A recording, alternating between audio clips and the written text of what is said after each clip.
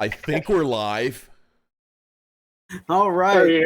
We apologize for all of our technical difficulties tonight, guys. But and this is a self-inflicted one. But what is up, beautiful people? Welcome to the Frost and Fist. I'm your wolf brother Mythos Kush Renata, and my amazing co-host below me is Papa Freak.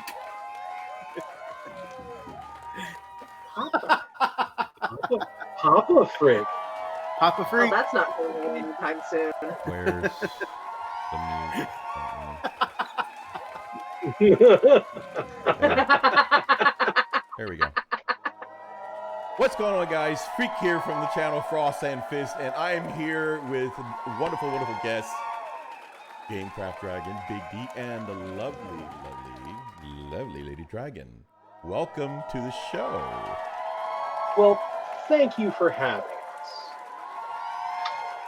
All right, so let's unmute this maniacal whack job. Guys, we are so excited after hours of literal hours of technical difficulties. Actually, Freak and I have been working on this since 8 o'clock this morning, so that's how many hours of technical difficulties. We're glad to finally have this show tonight. And I knew if I wanted to talk about some beast mode, Ragnar Blackmane, and some Primaris stats, I had to bring in a fellow wolf brother. So that is why we had to bring in the Gamecraft Dragon. And let's all be honest, guys, right? It never hurts to have a pretty face. Also, we invited Lady D. Wow. Okay, I'm muting you again. You're just on fire today, aren't we? Holy cow. Hey. I'm doing niceties by talking about how pretty Mythos, Gamecraft Dragon is. Mythos, the gauntlet is down. The gauntlet is down. It's down to the gauntlet. The gauntlet. Gauntlet. It's down. Down. Stop moving. Hang on. Gauntlet. It's down. Oh my God! The gauntlet. The gauntlet is down. The gauntlet. Because I thought it was the paint Oh brush. yeah. challenge. Oh yeah. Brian said also the wooden spoon is down. Challenge is down. It's now in the gauntlet. No, gauntlet. Gauntlet.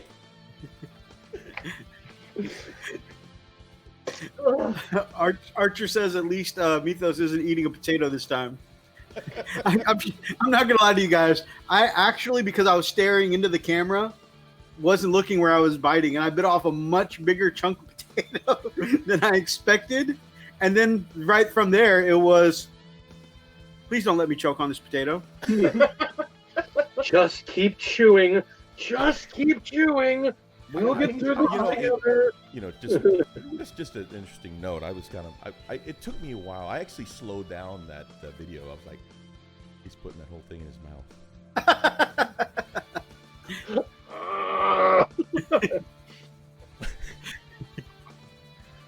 Well, Oh man.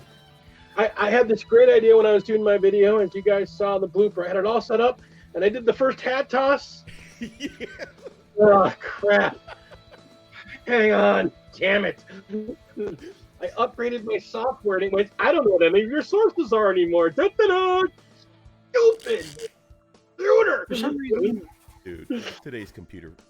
I found it. For some reason, my camera looks sharp on Whereby, but it looks like really grainy on YouTube. Yeah, it's down on YouTube now.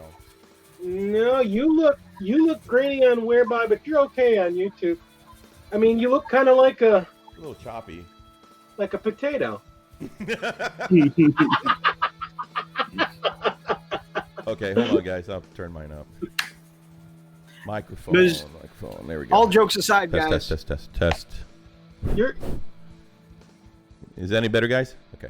You're fine. It's not you that's choppy. It's Well, somebody said that my mic was kind of low. It's still kind of low. Not. You just get some of that diaphragm in there. Just get up on it. Get up on it. Get up on it. But in all seriousness, guys, it's great to have on the lovely Gamecraft Dragon and even the even lovelier Lady Dragon creations, guys. What have you guys been hobbying on this week, guys? What you guys got for Poke Chat? Well, what have we been doing? How about we start with what Lady Dragon's got in her hands right now? How's that, guys? Is that better? Oh, I sorry, hang on. think it's better.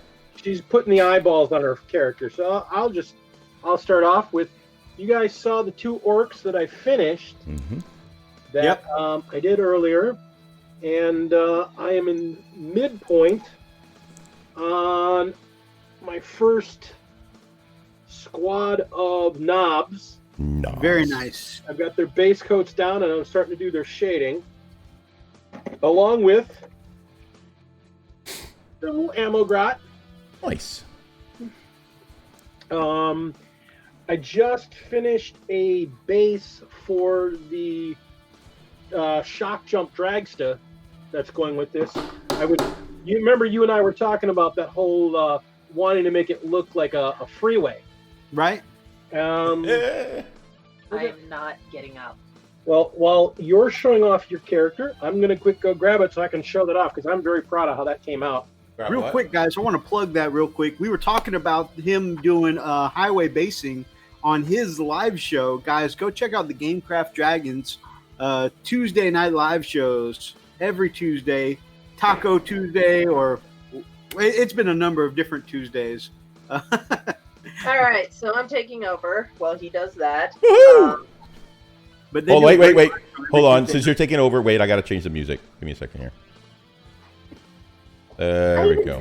For you guys today. I see that. Let me turn this down. All right. You actually just really like now this the channel can really enjoy. It looks fantastic. It looks great. You look great today. I took her out to dinner at a sushi bar. She wanted to look presentable. Ooh. You haven't taken me on a date in over a year. You had me at sushi. I like some sushi. Now, I'll go on a date if you want to take me to a sushi bar. Oh, yeah. We have a great place nearby. It's just friggin' cute.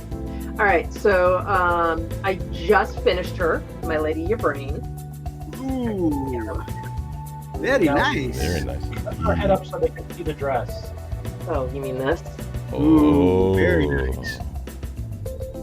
Is the kitty next? The kitty is actually right here. Aha! Excellent. Oh, yeah. I want to paint on one of those for my wife, just because. And here's the base half done. As I just very quickly threw it away. Lovely, lovely work. I can't wait to see close-ups. Hey, Yeah. I have to ask. You do some really fine painting, and are we ever going to see? Because I love the showcases that Big D does for like his Death Guard, his Space Wolves. Are we going to get some showcase videos for some of the Lady Dragons models? Yes, she was even called out for it. Very nice.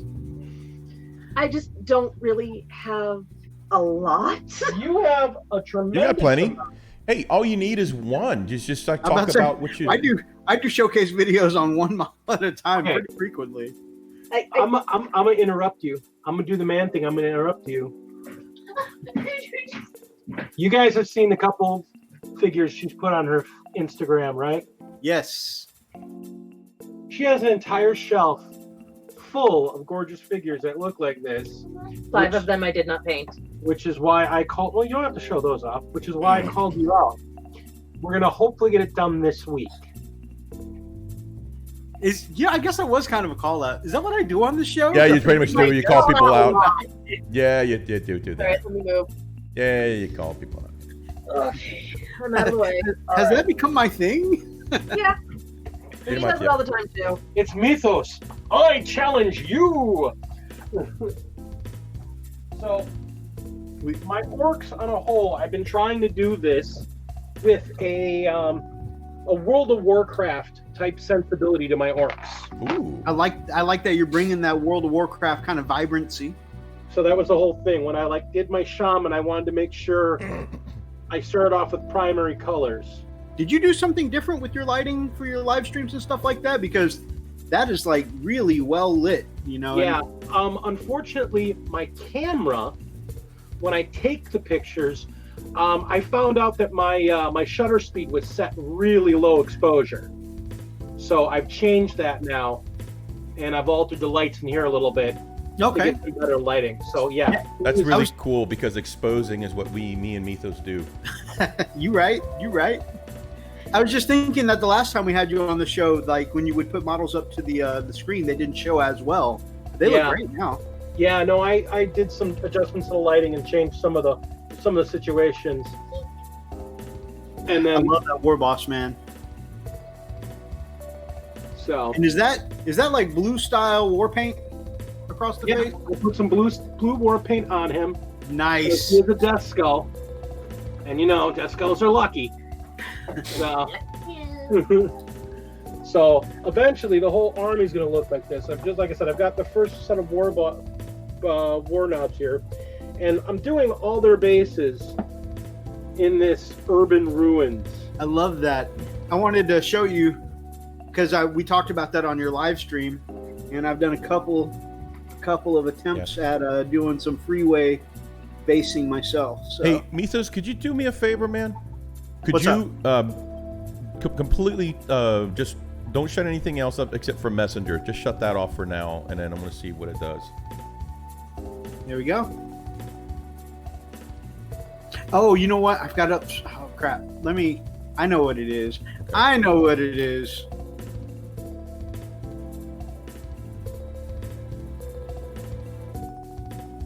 I had a problem with this once before. I know what it is. It's freaking this website that I've got going.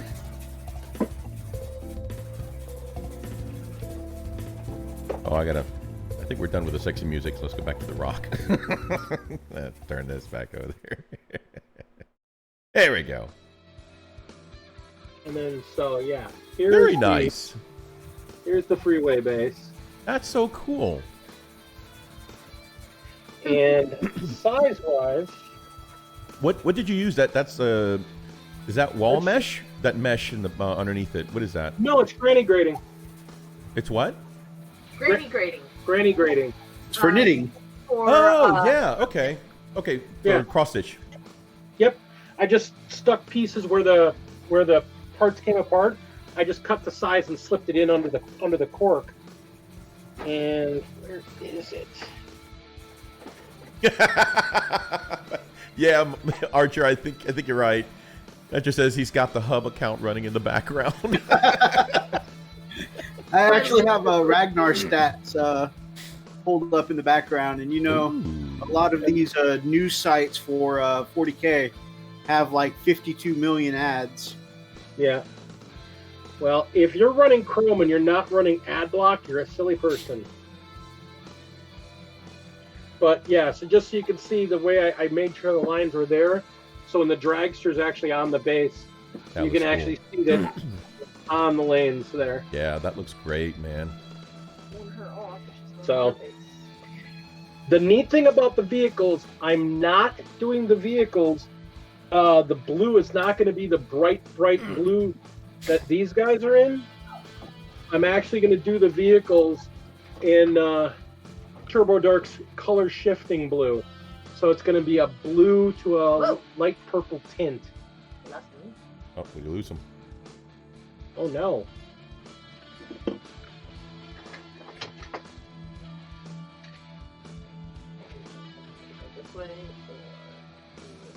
Well, you gotta remember where you're gonna have the cat at. Well, the cat can go a couple of places. One, the cat can go. Yeah, I would put her at an angle like that, and then put the cat on that back piece. That's how I would do it. Well, I shut down Spiky Bits. They said, "Are you sure you want to shut down Spiky Bits?" I said, "Yes." It's shut my whole browser down. Yeah, so now we gotta swap you guys. It's a lot less choppy now. Well, we can see you. No. And apparently, you're getting a third.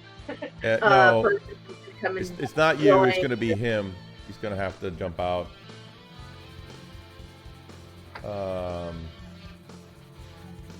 Big D, can you jump out and jump back in for me, my man? Yep. Definitely look better, Mythos. I forgot to never have Spiky Bits or Bell of Lost Souls running with during a live show.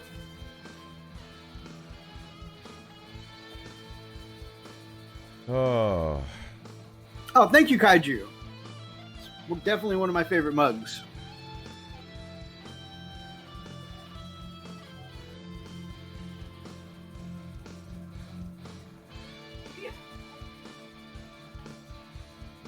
Now, you right, Archer? You right?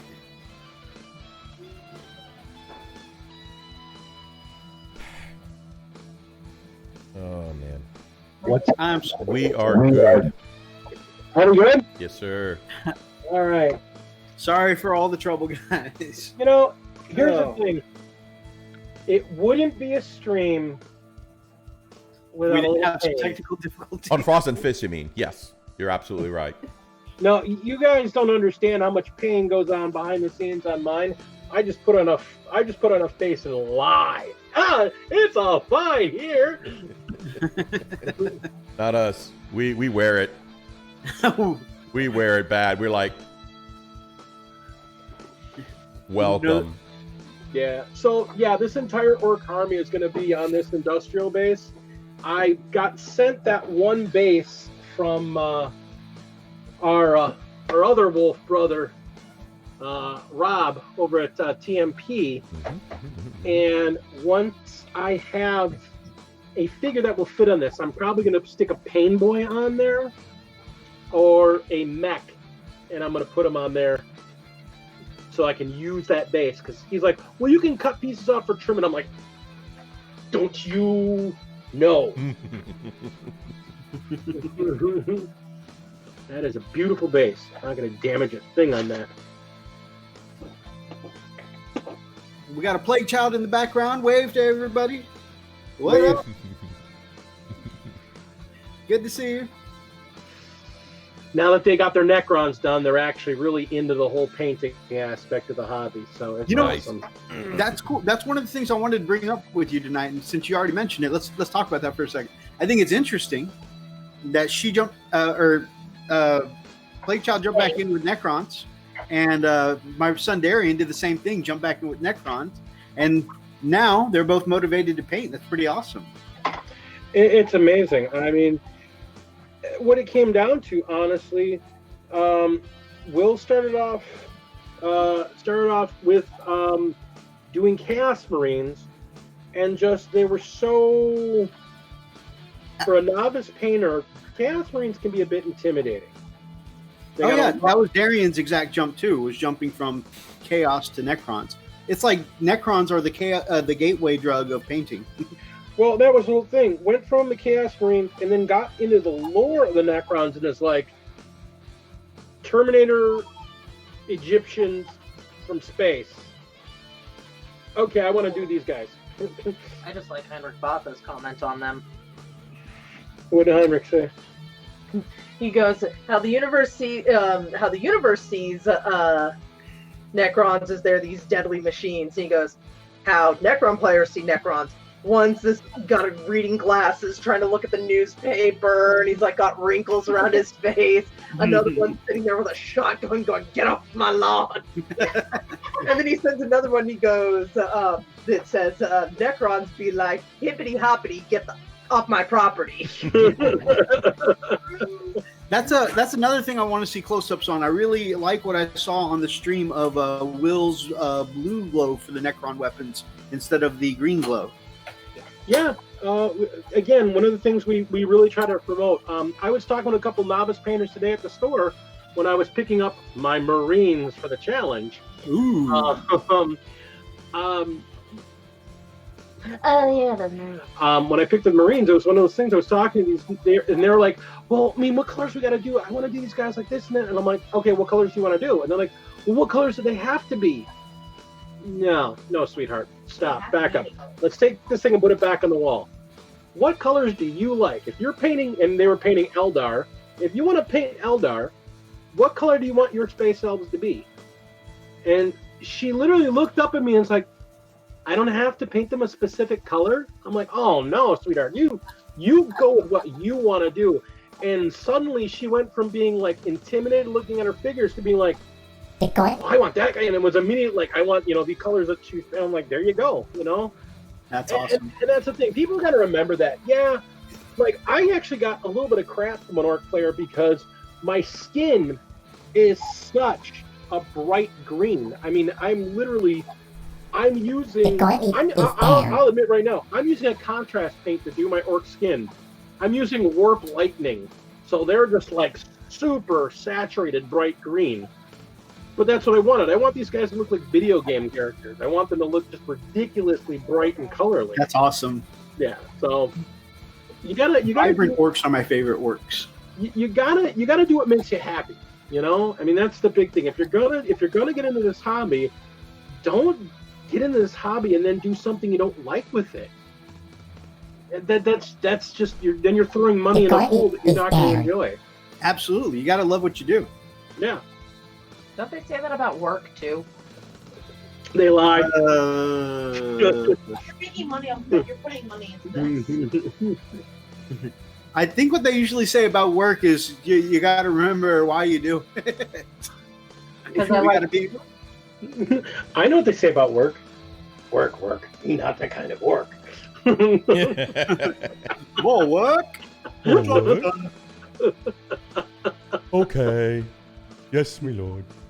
So what are you guys up to? What's going on in your bench? Well, actually, I'm going to continue on with y'all's hobby update. Will you want to show the camera what you're painting? Their first piece of terrain. Very nice. When Will got the Necrons team, because we bought the box, when we bought the box for Will's birthday, we bought them the actual kill team box. So they got a group of 5 immortals, and it came with 2 of the. We tracked that thing down. Yeah, it came with 2 sets of the what do you call it? The trenches in the box. So we're lucky. We got a bunch of hobby stores in town here that still have a lot of the older pieces. I'm thinking when we have some scratch left over, I want to get that Skitarii box because I want to make some robot lovers. I need to make some toasters. I love you, Hello Child. I'm sorry I mentioned the bad word. As an ad mech fan myself, I can't wait to see you paint that up.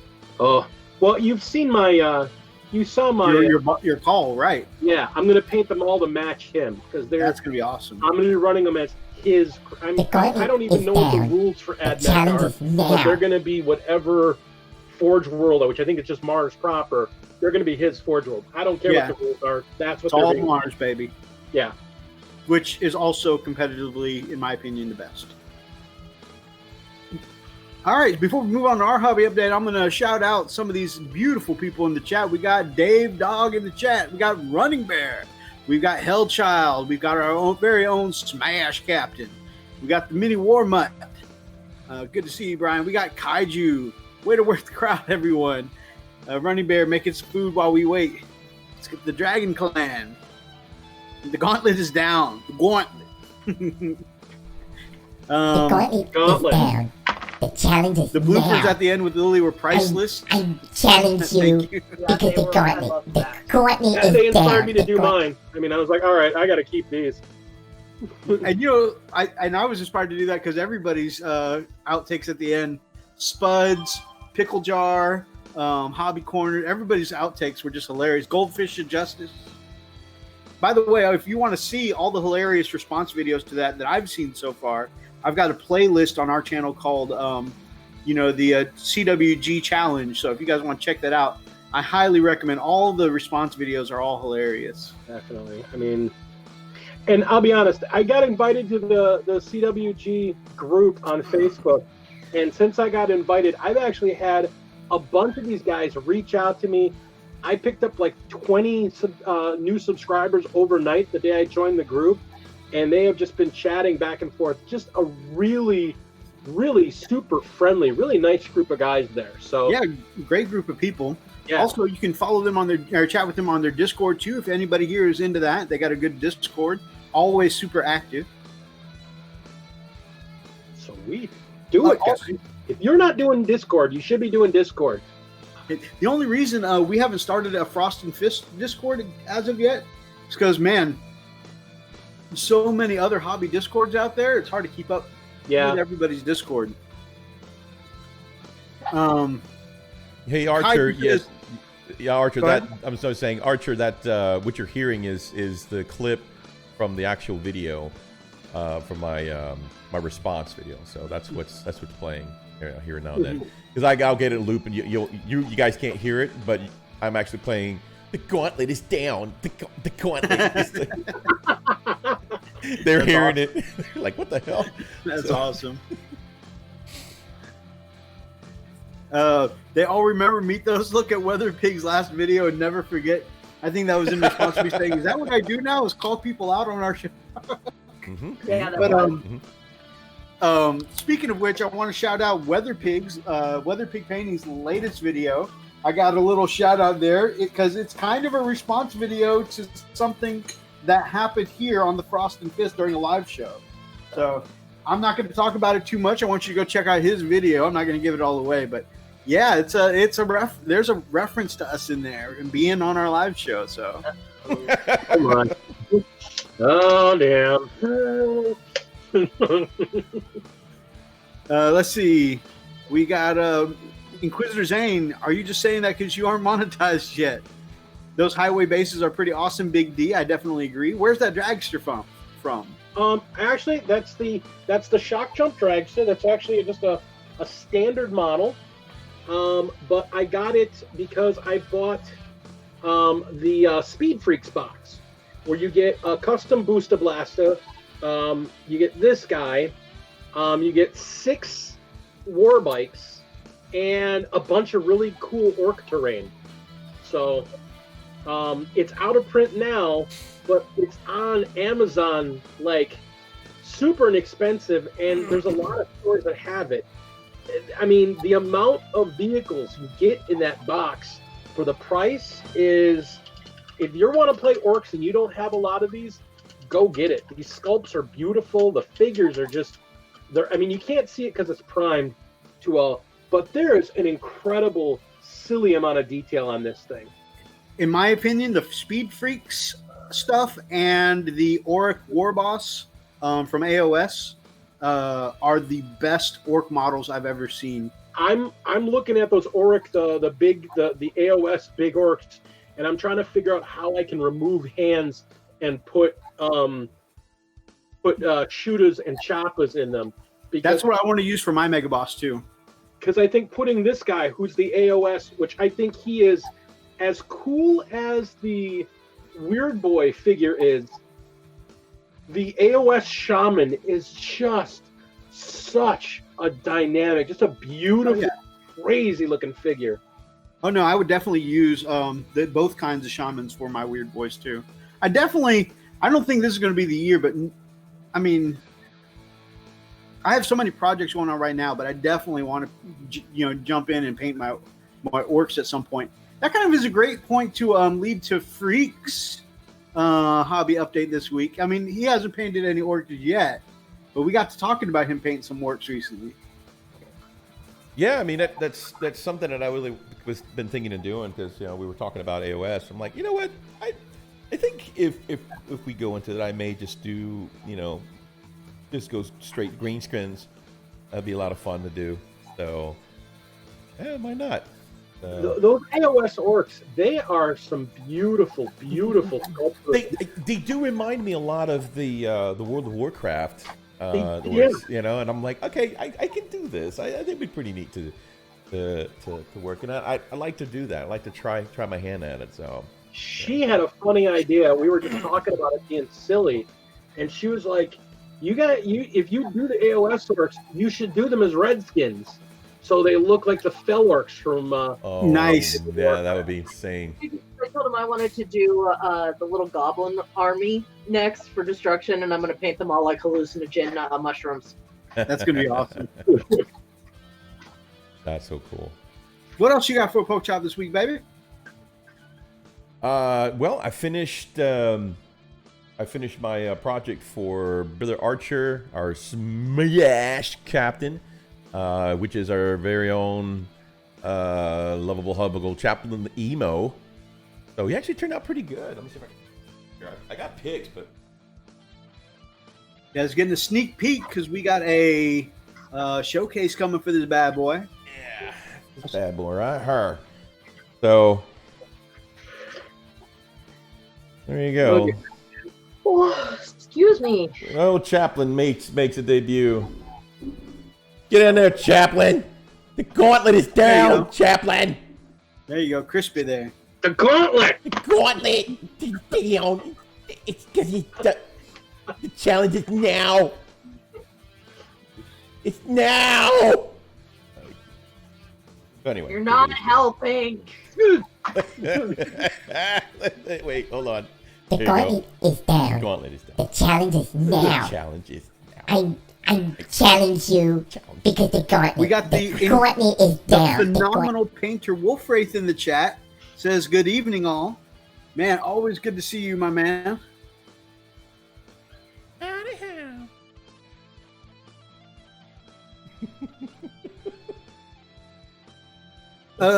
Spiky Bits and Bell Lost Souls are straight cancer. Yep. They are having a real interesting conversation about 3D printers. Yeah, they are. Yeah, they're going nuts about it. Let's see. Plague Child. Got some shout outs to Plague Child in the comments. Especially from Plague Child's #1 fan, Zane. Of course. Oni Studios, my brother. Good to see you, my man. I love that Kaiju said that my mug is awesome. I assume he means my Space Wolf mug, but you never know. No, it's the Space Wolf mug. Okay. Yeah, the Space Wolf mug. He's not talking about the potato. No. Wow. That's right. You know why? Because the gauntlet. The gauntlet is down. The challenge is now. The challenge is now. I challenge you because the gauntlet is down. And 3D printing some nice wolves. Very nice. Oh yeah, Kaiju. Drive to Texas just to max you, freak. Kaiju said what I was saying earlier about it's hard to join Discords because there's too many Discords. I agree. It's hard. I'm only in a couple myself, just for that reason, just because my feed gets so overloaded. But I enjoy the ones that I'm in. What? X Gear Commander, happy freaking Friday! What up, my brother? Oni Studio says finally slap some paint on my executioner and blah, blah, blah, blah, blah, and prime the Land Raider I got from Freak. We got Shameless Soul says Orky Gubbins. Ian, my man, good to see you. Good to see you, my brother. Weird Boy Shaman is pretty good. Convert with leftover bits from Dakajet kits. Nice.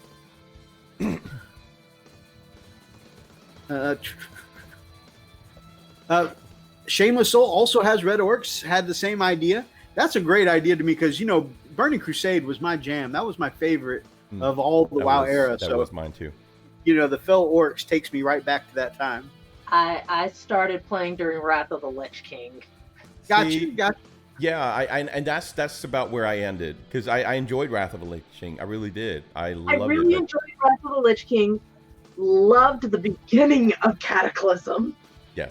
Seeing the whole change and just being like, oh my god. But because it was still story rich at the time, but then it just. I mean, don't get me wrong. I loved the storyline. Yeah. Warlords of Draenor. Yeah. That was pretty cool. But.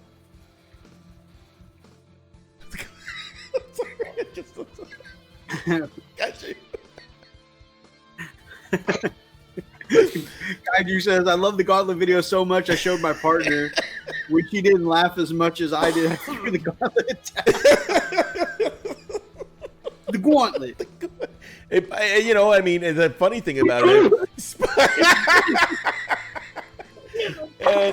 and Spud, he seems to have this New Jersey accent, it's like the gauntlet is down.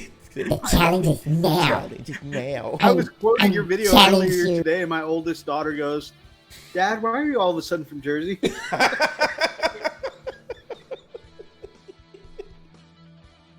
You see, because the gauntlet just challenged the gauntlet down, and because the challenge is now. I will beat you. The gauntlet! Oh my god, the gauntlet! Oh, man. Guys, again, I know I've already said it, but I highly, highly, highly recommend going back and watching Spud's original challenge vehicle and as many of the response videos as you can find, because they're all fantastic. Oh my gosh, they're so jacked up. I think go check out Big D's because that's hilarious. It looks like he's watching. He's just watching something. Oh, this is cool.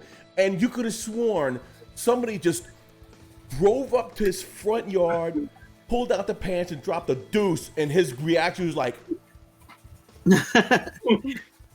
"Yeah."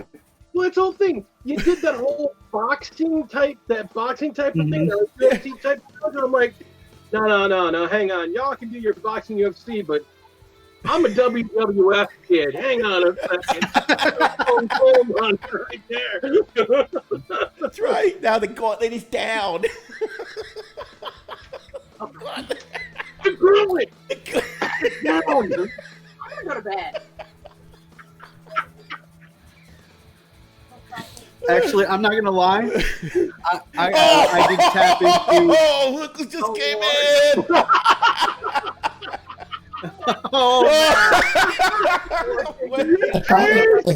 We were just talking about you, Spud, my brother. What up, Hey, baby? Billy Morgan, what is going on, my man? His ears were burning. Somebody's like, "Hey, you better get on there." They're talking about it.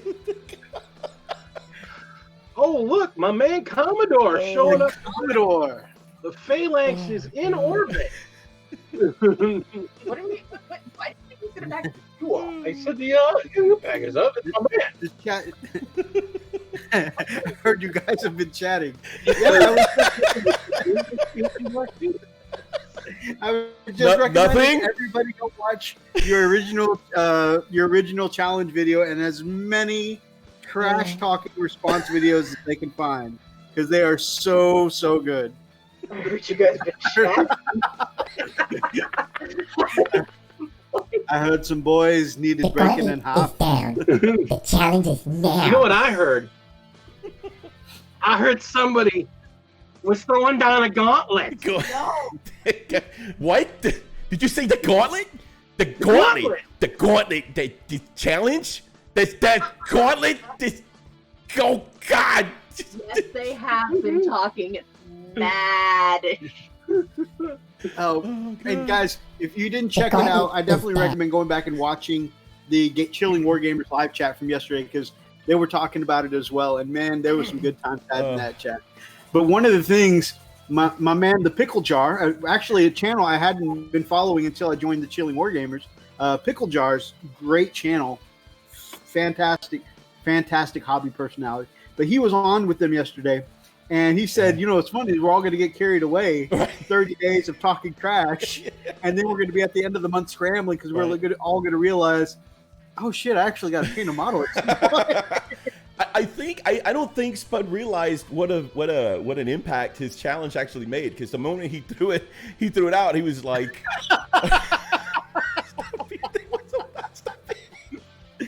wow, they want some nonstop beating. Can I ask a quick question of Killing War Game? oh my God. My question for you, sir, and your hot Vikingness. Wow. Bad gauntlet. Oh my God. What is your question, Mom? You said Space Marine. Do they have to be loyalists? Or can we do Chaos Marines? That's a good question. That's a good question. You said Space Marine, so I kind of wanted to make sure because I've got both. What say your brother Spuds? You Cool. can You do can it. do it. Woo! Good job. There you go. Yeah, heard it here. Give it to me. Yeah, heard We're it gonna here. do one She's of gonna them. do it. She's gonna do it. She's gonna drop it. Oh, hold on. Oh my God, it's happening. It's Hey, happening. another It's word down. is, She's doing you it. just Challenge is Archangels now. and you'll get both. Hold on here. I challenge She's you doing it. because the I'm not even for gauntlet the gauntlet. is down. The Mic gauntlet drop. is so down right Yes. now. It's down. Yeah. Nonstop rule making. I'm literally making up rules. Wolf Ray, Going to the chain sword. the gauntlet is down.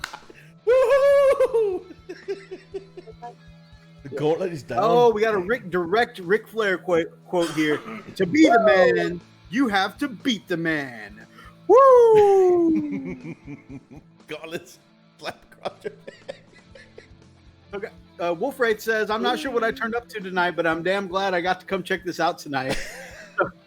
To anyone who doesn't know all this madness we're talking about today, Chilling Wargamers, Brother Spud, the Wargamer Viking of the Chilling Wargamers, issued a challenge this week. You can go check out his response video on his channel or over on our playlist. We have a CW challenge video playlist. You can watch all his original video and all the responses, and they're all fantastic. I know, right? It's like this could be. Details on your brain. I'm just not sure which one. I mean, he's pretty much telling everybody in his original email or his original video, like, I'm gonna take all of y'all down. I'm gonna take all of y'all down. All y'all. And I highly recommend. We've got some phenomenal painters here in the chat right now. Indeed. I highly recommend anybody who wants to get involved, definitely check out his video and do it. So it's one Space Marine, sometime this month, 3 colors plus black. And everybody who's done a response video, for some reason, there's been a hyper focus on the plus black. Yeah. We're going to take you down with 3 colors plus black. I would like to point out that I mentioned this in the at our local gaming store, and they're just like, "Why would you get black? Why would you do that?" I love this response. TMP, one of the most incredibly talented. Oh my God! But they got Elstonation on their side. Holy crap! This could be some serious gauntlet stuff. Yep. There's some more So gauntlet throwing. I might have to take off my gloves for this one. Wow. Spud, buddy, mind if I join in for Team The America? gauntlet is down. Oh yeah. Oh. But yeah, Now we're getting. It's getting real, bro. and then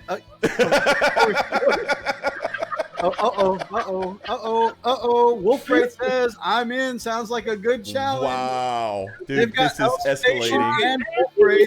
This is. Who's kind of an honorary wolf, apparently. Oh my Oh, gosh. hey, We got a lot of new entries tonight. Oni Studio is going to join in. Dude, No, How many gauntlets have fallen? everybody drop gauntlets. It's happening. Mini Warmutt's going to join in. The challenge is now. Do it. all right. Is that a gauntlet? The gun- She's gonna hit me again. what happened? A lot of gauntlets dropping here, baby. It's happening. The gauntlet is dropping all over the place. Hey, this is gonna be. And you know what? I don't think. Tell us really. I mean, I don't think you realized how big this was gonna turn out, did you? Wait, I hard mean- pass. I mean, he just said, hey, he started mentioning a few people, and then he says, are you wolf enough? You know, Brother Nick's in the house.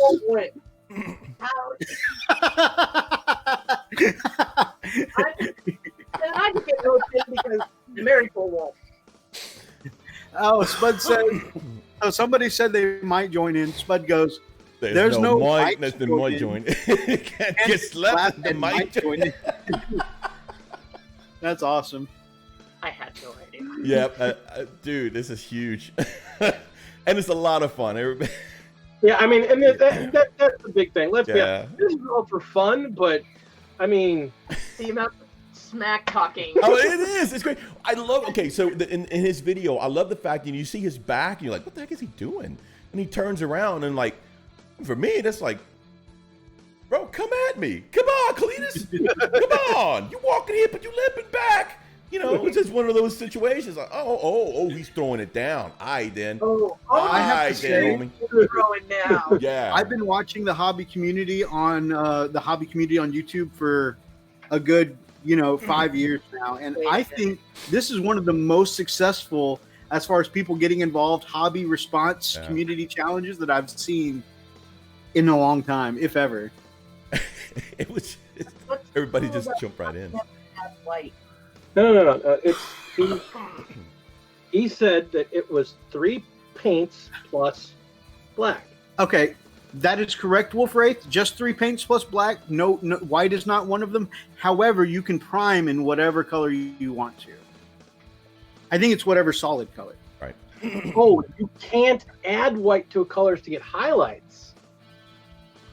But if I choose, but if white is one of your 3 colors, Unless white is one of your 3 colors, Right, of course. right. I've seen a couple do that with Rakarth Flesh. Oh yeah, I mean that's all good. I mean I'll tell you right now, I'm looking at 2 of my colors. Well, black being one of them, because he gave us black. So sorry. I can't. I'm sorry. I can't. Did you just do it? Did you just do it? You dropped it, didn't you? You did. See, He gave me black. Bro. and your contrast counts as one of the colors. Brother Ian says, wait, Space Marines are more than 3 colors? What madness is this? Well, you know what it is? All these break guys, all they ever play is orcs or Eldar. They don't play Marines. They don't know what these guys look like. Oh my God. I got a stone cold comment from Running Bear here who says, turn that brush upside down, shine it up real, or not stone cold, rock comment. Turn that brush upside down, shine it up real good, and shove it straight up your candy asses. Go down.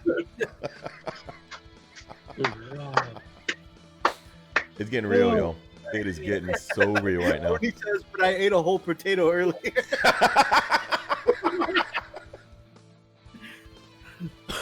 I'm serious. I don't know. Oh, man. I don't know, Spud. Did you mean when you watched the Mythos? I was surprised too. I had to pause the video because I wasn't sure how he was going to fit that whole thing in his mouth, and he did. It was like, Yeah, when he did that, all I he could was go like, with. he just went, and I paused. I'm like, wow. And I'm sorry. I mean, look at me. I'm looking at him going, that's a man who knows how to eat. Sure, that's what I thought. All right, my brothers. Hurrah. Me. There's no help. There's no help. No. You pick. Pick a number between 1 and 3. 3. 2? All right, so 3 and 2 are out. You get number 1. Okay. That's what you're doing. She's doing a Chaos Marine. I had to pick which one, Ah, okay. Nice. That's awesome. and I'm not sure who it is. That's fine. Who cares? Wait, do I have to do a progression video like with the other ones? We may have to. You got to prove that you did it properly. Well, I mean, you probably just need to. Well, you have to do the response. To do so. Yeah, you got to do it. You got to. Yeah, You you gotta got to throw down with the gauntlet. Oh Yeah. man. You gotta. Spud, does that count as a video? No. Unless he's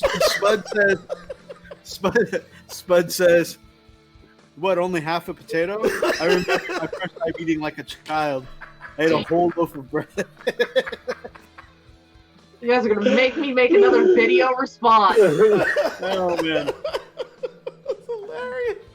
First time eating like a child. I ate a loaf of bread. It was delicious. Hashtag completed it.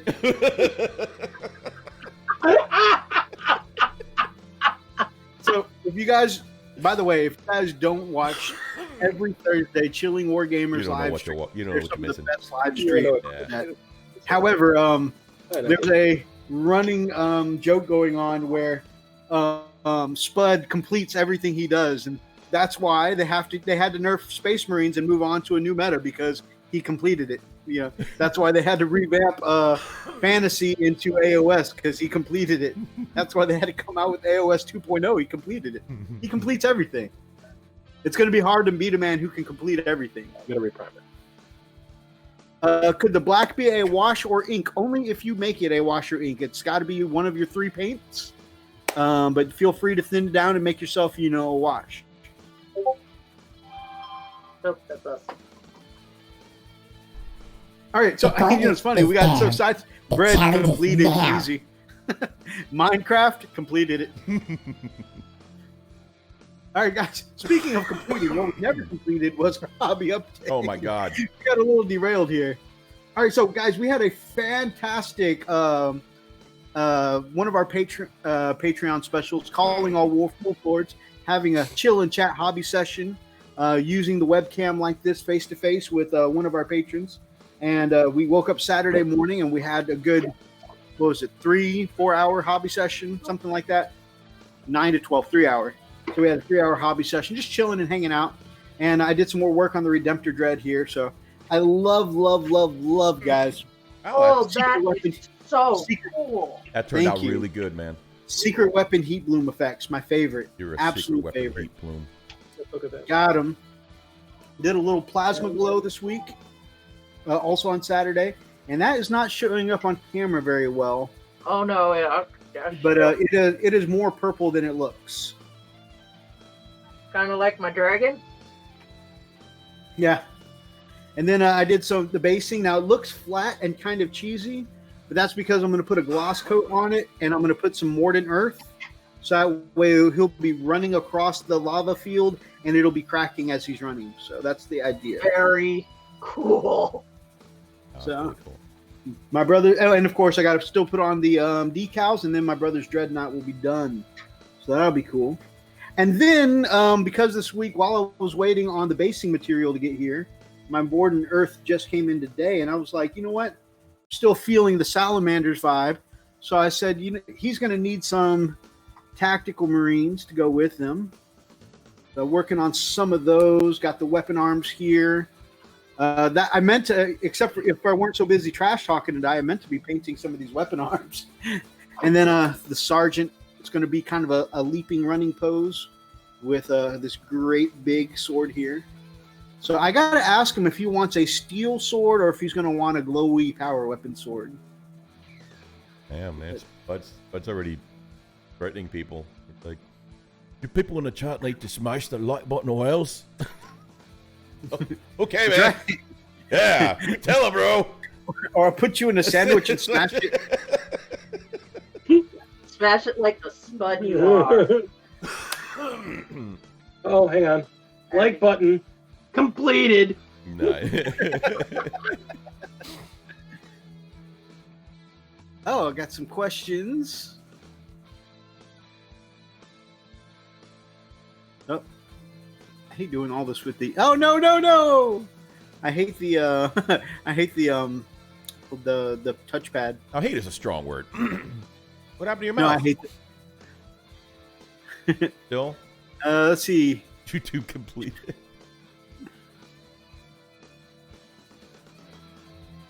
I'm not sure if I like it. How I do my leather pouches, something I'll have to figure out. Already smashed YouTube. YouTube. That's right. Spud wins YouTube. He completed it. Couldn't eat another sandwich. I'm pretty full from the potatoes I had earlier. Ooh. Wow. What about Ragnar? Does he Space Wolves completed it? That's a good question. We're gonna be talking about that here in a little bit because there's a lot of rumor about that. Hey, Zane. Secret weapon heat paints for the win. I have to agree, brother Ian. Those are my favorite heat bloom paints to use. Is the secret weapon. I don't like the orange so much. I usually use Balthazar Gold for the orange, but the rest, the blue and the red, my absolute favorite. Did you use the airbrusher for the effect? Yes, I do on smaller weapons. Often, I'll like a regular meltagun. I'll use the dry brush for it, but I always, if there's room to use the airbrush, then I'll use the airbrush. And then sometimes I'm just lazy, right? If I have one meltagun to do, I'm like, do I want to break out the airbrush for one meltagun? That's just laziness, though. For all the crap I give the challenge, I love you, right? Spud seems fun. Yeah, we all love the Spud, despite the trash talk. I'd be more worried if you guys weren't talking trash. That's how we know we love each other, is we talk so much trash. But yeah, that the Dreadnought and then these Tactical Marines really, they're really my only hobby update. Now, 2 weeks ago, we were doing one of these Friday night live chats, and I was showing you guys my Stormcast Eternals that I got from Brother Oni, and the wings were separate because of painting and sub-assemblies, right? And I set it down. And then I showed you guys the highlights I did on my Contemptor Dreadnought, and I set it down. The next morning, I got up and came to my desk, and I realized how I had set them down was the Contemptor laying on the wings, and I was like, that looks too badass not to do. So I'm pretty sure, I'm like 99% sure I'm going to do it. But since I got the audience here, I want to ask your guys' opinion. And I know, before you guys even say it, that doesn't look very White Scarsy.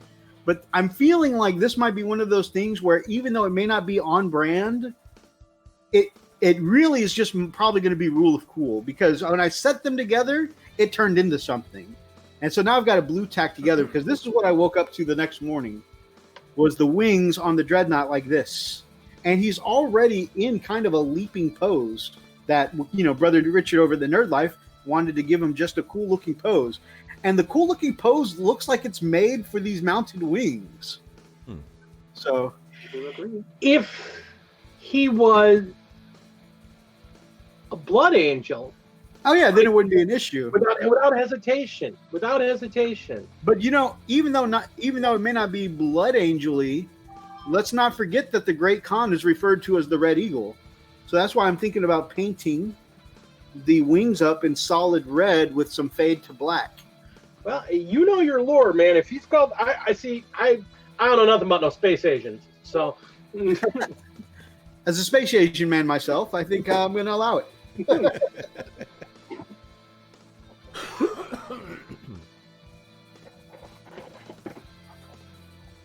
So, I don't know. I want to see what the chat thinks. Hey, Elston. Like I said, it's not very on. Holy crap! Oh man, bringing out the big guns. We got Elston Nation The in the gauntlet house. is down. Oh, yep. The challenge is now.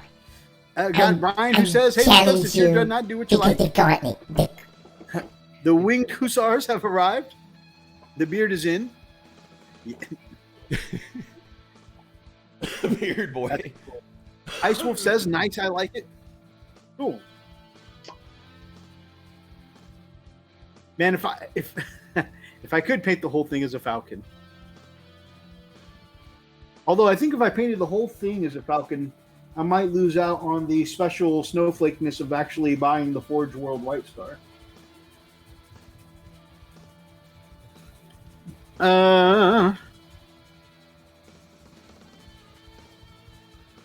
Wow.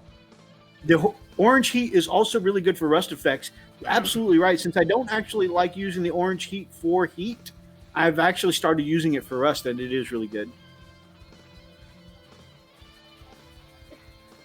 Spud, are you awake as well? Forge World completed it. Going down the list, just picking it off. I'll do it. I'll do that He's one on a too. roll tonight. He's just completing everything. That one too. I'm done that one. Yes, Spud is awake, and the trash talk this morning has been real. It's been super real. Has been real. In fact, we may be going on to 10 o'clock here, and just now wrapping up our hobby update. So, Big Mac completed. oh, Mini Warmutt's completing things now. Yeah. The gauntlet all right, is so- down. Hungry? I know we spend Freak, and you let me know what you think here. I know we spend a lot of time praising amazing art in this community, but to make sure that we actually get around to the big topic today, how would you feel about maybe jumping to talking about some Ragnar stuff before we go on to Art of the Week? I totally agree, man. Sweet. Yeah, I totally agree. There's a lot of meat and potatoes and potatoes in that in the news of the week here. So I think we need to definitely jump into that. You know what? I need to get me. Speaking of Spud, I need to get me some Yorkshire tea to see how that is, because I've almost completed this Earl Grey here. Big D. Huh? Big D. Big D. Earl Grey completed it. Were you about to throw the gauntlet? The gauntlet? Were you about to throw it? The gauntlet. The gauntlet's down. The gauntlet's down. It's the challenge is now. Wow. The Dark A winged bikes would make amazing winged Hussar White Scars chapter. That does sound awesome. He says, dang it, now I do this in my life. See, that's what I love about Brother Ian, is once he gets an idea The for a gauntlet is conversion, down. you know, it definitely becomes a thing. You know, I'm immediately thinking the completely opposite way to put those wings on. My thought would be to grab a pair of those wings now and make a Chaplain Dread conversion by putting them on the front. Oh, cool. That'd be cool to see. All right, guys. Zane, stop sending me messages in binary. Sadly, Earl Grey is pretty bad in comparison to any British tea. I really like the floral notes in Earl Grey, personally. And that's the thing. As a Russian, you must drink black tea. Black tea. Black is good. Yeah, the really floral ones, Constant Comment, Earl Grey, those have some very fragrant notes that I like in my tea. Yeah, Constant Comment's a great tea. I think that. Yeah. Yeah, that's actually my favorite. Actually, is Constant Comment. Nice. Yeah, there's nice. a little shop that opened up here in Magnolia. I think it's called A Little Touch of Britain or something like that, and it has all the teas from over there. It's a lady from England, and she imports all of her teas and a lot of the snacks and stuff. So I want to go and stock up. Just opened up, so been wanting to go check out some of that. If you see, I would really like to get some British tea, like especially some good Yorkshire tea. Yeah, I'm gonna go check it out. I forgot the name of it. A southern raised boy have to be sun tea. Oh man, I remember being a kid making some sun tea. Lots of good memories there. Yep. Yummy sun tea. I live in Wisconsin. We don't have sun here. PG Tips, is that a brand of tea that I need to look for when he goes to this British store? Let me look here. Yorkshire tea with soya milk. No, I've been drinking a lot of soy milk lately because I got to cut down on my cholesterol and my triglycerides and all that kind of Careful with stuff. that stuff. That will cause your oh god, what is it? Your thyroid To go completely out of whack. So don't drink too much soy milk. Oh yeah, no, I only drink some soy. I mostly drink almond tea or almond milk. There you go. Almond is But better. I only drink. But I've been drinking more soy just whenever the almond's not available. Like I'm at work. For some reason, when I'm at work in the cafeteria and stuff like that, it's easier for me to find soy than trying to find almond milk. You know what I hear is really good for cholesterol, though? Don't eat them fried, but baked potatoes are...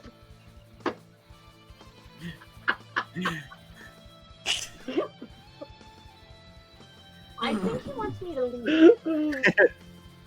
It's okay, Lady Dragon. I've completed milk. I'm glad one of us.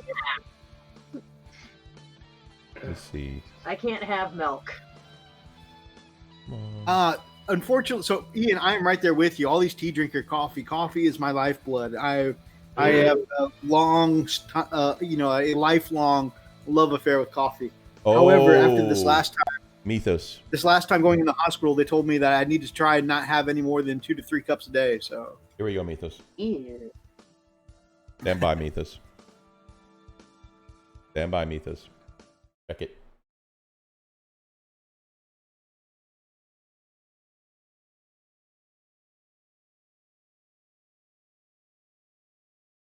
is that the place? That's the place. It's called British Depot. It's right here I've in seen Tamina. The Taylor's Yorkshire tea is one I've seen them drink before. Yeah, it's Taylor's, and then they've got these two, the gold. I don't know what this Taifu, that like Kung Fu, but Taifu, but in tea. I don't know. It's just. I don't know if I would drink anything that has something so close to poo on its label. You want some Taipu? That's messed up, dude. You started, dude. I'll pass. Thank you. Tetley. And I mean, they've got all kinds. I must not be the only one that thinks that way. Else Nation says no one drinks Taifu. Oh, there you go. Then it's the Scottish blend, right? That's there. PG tips. Ovaltine is awesome. Oh, I love Ovaltine. I do remember drinking Ovaltine as a kid when I lived in Germany. Mm-hmm.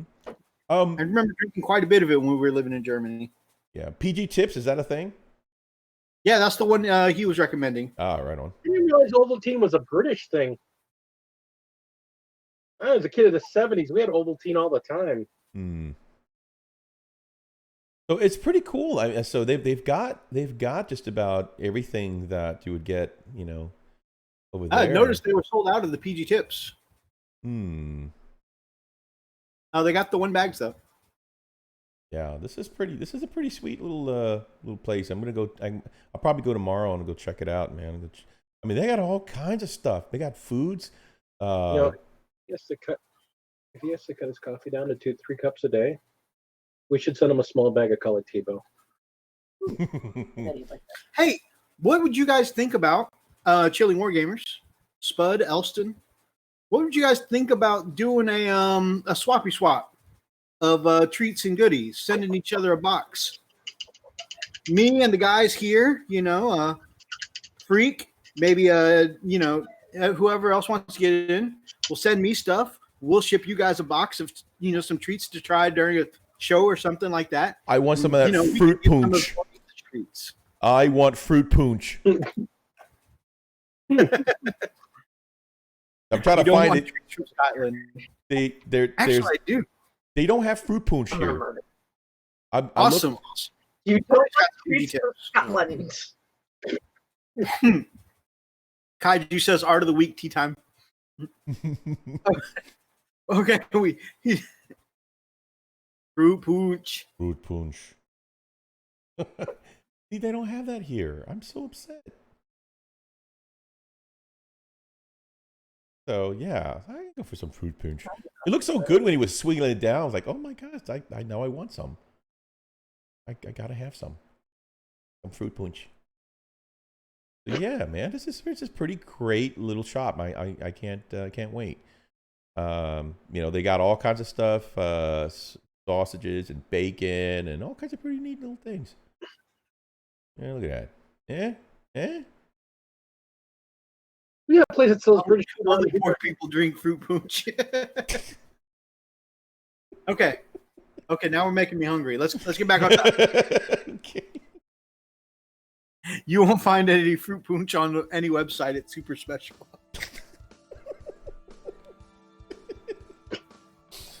Oh God. Oh, all right. Yeah, you're fine, man. Brian's off to get some Red's apple ale. We've driven him to drinking for the night. Oh, there you go. Kaiju says, I love the heat effects on those sausages. Touche, sir. Touche. You can almost feel the You can scorch almost mark. feel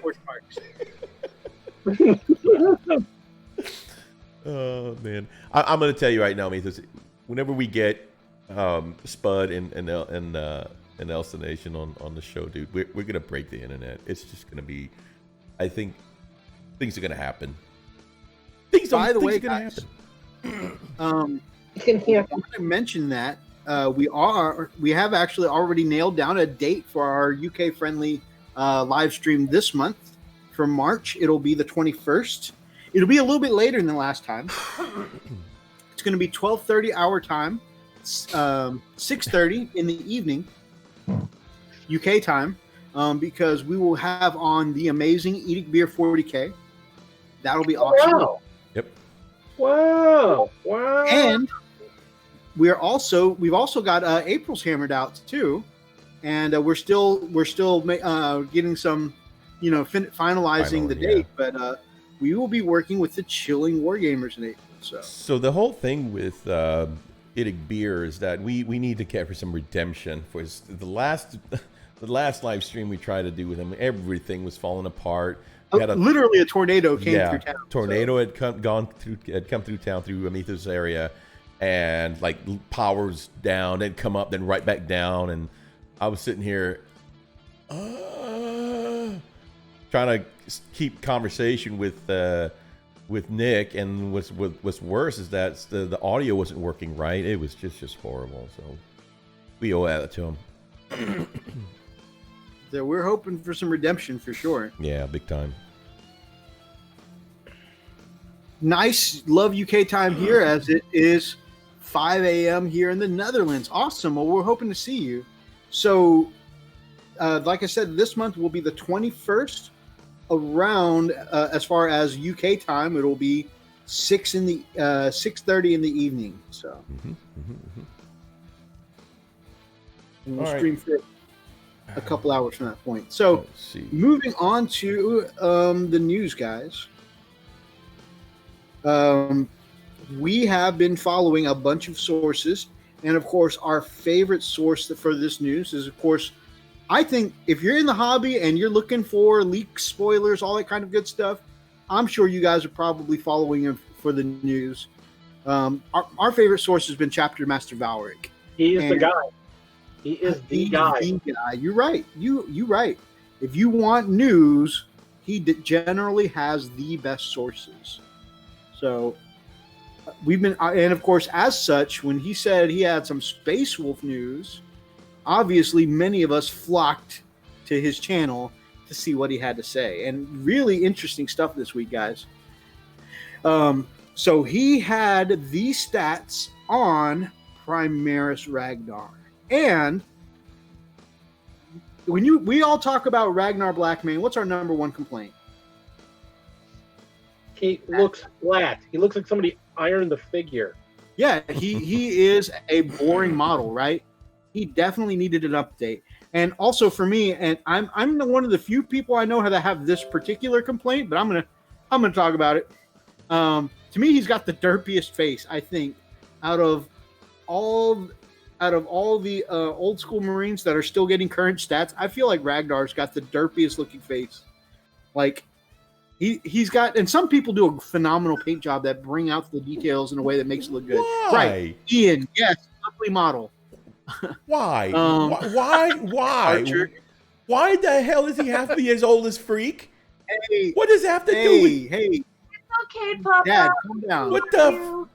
Freak? Where's my cane? I'm gonna beat somebody. There it is. What do you mean he's as old as Freak? Yeah. If he was as old as Freak, it would be a rock with a face drawn on it.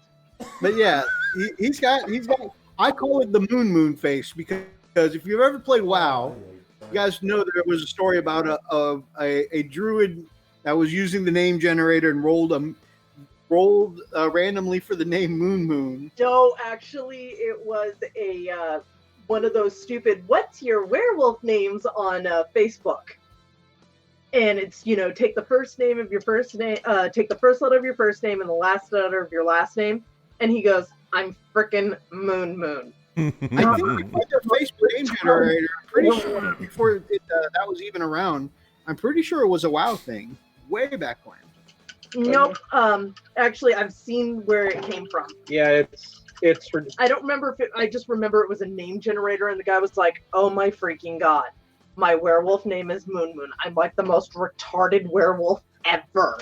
Oh shit! Somebody brought Moon Moon to the party. Everybody looked the other way. That is what I think of whenever I see Ragnar's the current Ragnar model's face.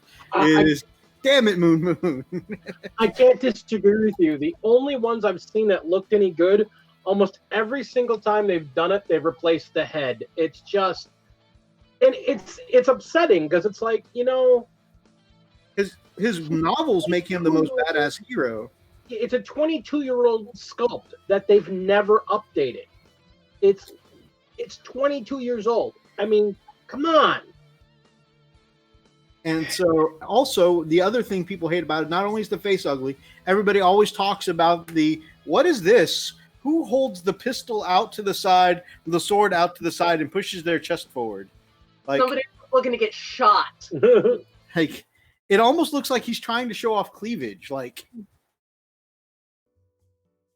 so that old school static pose that everybody hates is the first thing to go. He is now, according to Valric's source, leaping off of a rock.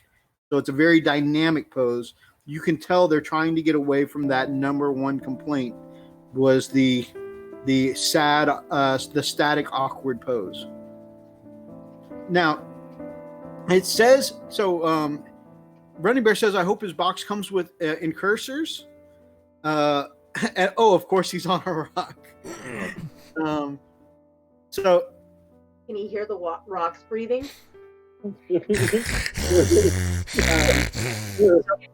Anyways, picture of a wolf that missed its step, so it's going down and its head turns sideways on these rocks and its back legs are in the air. And someone caught the picture at just the right moment. And the caption on it is Moon Moon going, "Shh, I can hear the rocks." And the other wolf that's looking at him like, "What is your problem?" goes, "God damn it, Moon Moon." Damn it, Moon Moon. So he's leaping off of a rock now. So there's a dynamic pose. He comes with somebody said he hoped he comes with incursors. The rumor Valric had was that he comes with a box of new infiltrator models that have shoulder-mounted grenade launchers. That's an interesting thing. Orcs are supposed to be a monster-sized brutes, but now they're dwarfed by Primaris. Well, part of that, though, is because it is a horde army, they have looked into the idea of putting out new figures like the Marines for them. And most orc players are like, no way, I'm not buying another 90 boys.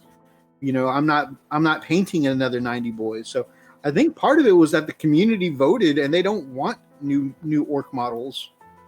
So, I mean, what they want is more orc vehicles instead of it just being, everything's battle wagon now. All the vehicles we did back in the 90s, no, they're all battle wagons now. Right, but I mean specifically in response to the fact that orcs themselves are dwarfed by Primaris. Right, I mean, the size has increased because the models are cooler now, right? And because of the size difference, you can get cooler poses. You know, you have more room, more proportion to make the armor look cooler, to make the weapons look cooler. Everything can be bigger and better, right? But to do the same thing for orcs, you would be forcing them to buy literally hundreds more models. You know, and a lot of them don't want to do that. And that's an understandable concern. You know, I've painted up 200 orcs in my lifetime. I'm damn sure not starting over. That's a valid concern. Not literally me have painted up hundreds of orcs, but, you know, like the standard orc player. Now, at the same time, as long as we're talking about the rumors, do we want to talk about the other rumors? The stats? No, the box that they're coming in. Okay. So we do know that a lot of these releases, like Wake the Dead and whatnot, have gotten special boxes. We do know that this is the time of year for those boxes, right? Shadow Spear, Dark Imperium before that. So it's the time of year for them. Tell them what we're getting in the boxes, brother. So, according to the rumor mill that I got from a Italian Facebook page, we're getting a box set with Gaz. He's got the banner Gretchen with him. There's going to be some Mega Knobs in that box. Supposedly, this Mega Knobs are supposed to be a new sculpt because that was the whole thing. They were going to do it just like the Phoenix box, where both sides are getting two sculpts, a HQ and a unit. With Ragnar, you're getting the new Primaris Ragnar and those infiltrators with the shoulder-mounted grenade launchers. The rumor is that this thing is going to have a few figures in it. It's going to be on a par with the Blood of the Phoenix box. So you're talking, it's probably going to have the 2 leaders, 1 to 2 groups of either troops or elites or something like that with them, and then 1 or 2 vehicles for each side as well, probably older models. I'm guessing you're probably going to see a truck or even Defcopters in the orc side. And because they're doing Primaris and they're doing Wolves, and everybody knows that they've been hyping these new Primaris models, there's a very good chance one of those speeders that they've been talking about is going to be in that box as well. Interesting. TMP, if this is an actual box, are you splitting it with me? That's awesome. Plastic Defcopters is what Shameless Soul wants. That'd be cool. Yeah. I like Defcopters. Even before I was ever even interested in orcs, I've always liked Defcopters. Infiltrators and Accursors are the same model. Right, yes. Just a few bits of difference. If you get the multi-pose kits, that is. Yeah. So, let's talk about stats, because that is another thing about Primaris Ragnar I want to talk about. Well, it's adjacent to something about Primaris Ragnar I want to talk about. So, looking at stats.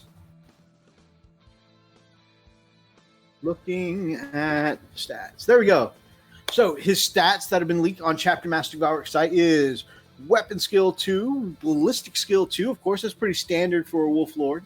Now, Strength 5 now. That's looking beefy. And this, of course, is Primaris. He's got the Primaris keyword now. Toughness, or allegedly. Now, all this is still allegedly, but Strength 5, Toughness 4, Wound 6, Attack 7, Leadership 9, and a save of 3+. But like all good captains and Wolf Lords, he's got that 4-up invul save. So, pretty cool stuff. Now, that Strength 5 is new. Now, let's look at his Frostfang weapon. He's got +2 to the strength now. It used to be +1, and so he used to be hitting on Strength 5. Now he's hitting on Strength 7, which actually does make him able to damage vehicles. And 7 attacks plus Shock Assault, and we'll talk about that in a second, but plus Shock Assault, so even with just regular Shock Assault, that's 8 attacks. That's enough to be at Strength 7, 8 attacks. That's enough to be a threat, but it doesn't stop there. There's more. There's more. So Ragnar gets all his old stuff. Well, not all. He gets most of his old stuff too. He's got the reroll aura. He guides it now so that way you can reroll charges for a non-vehicle unit, which is pretty interesting. And he's got a really interesting ability now that I think is this is kind of one of my red herrings I want to look at. He's got a rule that turns his Shock Assault into 3 extra attacks, not 1. 10 attacks on the charge, is charged, or heroically intervenes. That's amazing, guys. And I think that is so on brand for a box where it's us versus the orcs. One other thing that did come up about this, we were talking about the wolves. He used to have a thing he did with the regular Fenrisian wolves. Mm-hmm. Fenrisian wolves popped out of order capability. They're not off the U.S. site yet, but I think in the UK you can't order Fenrisian wolves anymore. Interesting. Wow. There's I want to talk about that there's an indication that there might be a change as well. Also, Freak. What? Before I move on to this next point I want to make, as a budding Space Wolf player, what do you think about these stats you're hearing so far? Oh. Sure. Why not? Does it make you excited that you've taken the first few steps towards being a wolf? I need to play a game with my wolves, man. I haven't even done that. You do. You do. Yeah, I haven't even. I've got the codex, but I haven't even. I want to do a skirmish. And matter of fact, we can do that on our. That's probably what I'll do. You know, when we get together on our game night, or you know, when we do it here, our little escalation game. I want to do We've been that. talking 500 points. You got more than that, bro. Yeah, I'd like to do that. I'd like to try to get my feet wet with the wolves there. But I mean, I think it's really cool. I like the fact that, you know, dude, 10 freaking attacks. Now look at this. Okay, and I think this is so cool because this is versus orcs, right? Yeah. Orcs can go up to squad sizes of 30. Right. Look at this. He gets 10 attacks on a turn. He charges, is charged, was heroically intervenes. 10 attacks. Okay. Potentially, and you got to roll well, of course, but that's with everything. You got to roll well. Nah, screw it. I'm done. Potentially, that's 10 dead orcs, right? You spend 2 command points to fight again. Potentially, you kill 10 more. That's 20 dead orcs. Ridiculous, dude. For some reason, maybe because the new Gazgul model gets in there and stomps them to death, you spend another command point, and boom, he gets to fight when he dies. Think about that. That's a potential 30 attacks. That's ridiculous. You could technically one man a whole squad of 30. Do you think they might nerf him after that? I think like all of the good Space Wolf boosts, he'll be powerful for a little bit, and then they'll nerf him and nerf him down a little bit. Yeah. And because he's a Space Wolf specifically, yeah, he won't be just a smack on the hands like the Raven Guard got. Well, it'll be nerfed into the ground. It'll be nerfed like Teemo.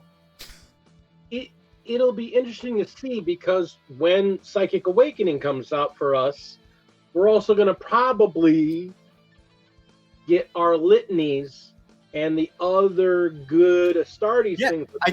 That's what I'm saying. With all of these things together, litanies or whatever, doctrines, we're going to be good for a little bit. And I feel like we're going to get nerfed super hard. I want to address a question here that's been in the chat. I think it's the second time I've seen it.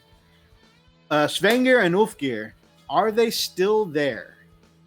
Now, as far as everything I've seen, including Valrax and a couple other sites, none of the sources have even mentioned or hinted at Ragnar's 2 wolves that normally escort him around.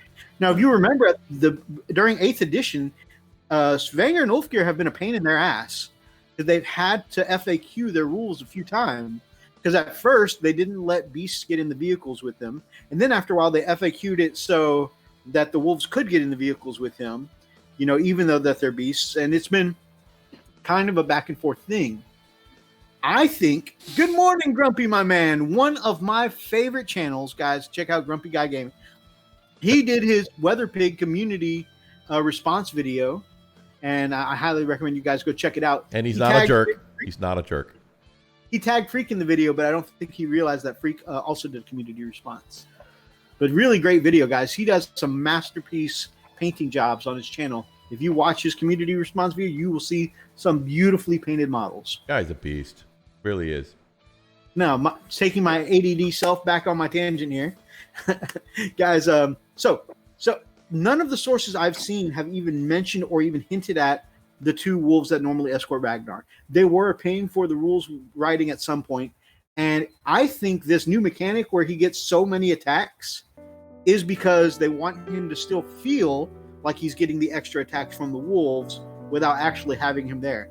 And one of the rumors that I saw actually said that there's a rumor going around that the 2 wolves have been killed by Gaz and that their pelts will be featured on Gaz's model. What do you guys think?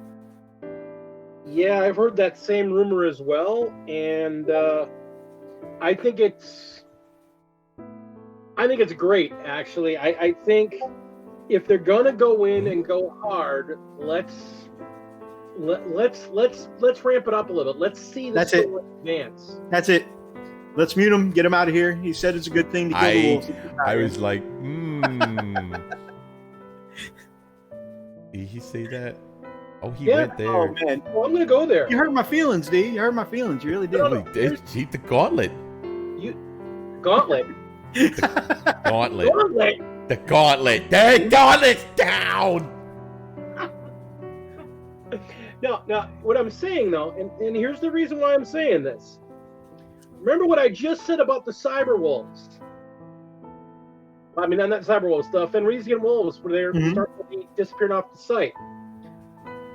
Somebody was talking about what if, because they're unique to the wolves themselves, and they're something that the players are never going to let them get away with, how about them getting some upgrades?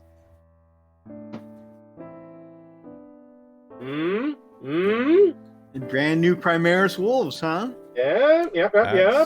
See? I do want some Primaris wolves. I would really love to have some Primaris Thunder wolves. That would be really. But I know that's interesting. probably about another 4 years away. Dire wolves. I'd be down for some dire wolves.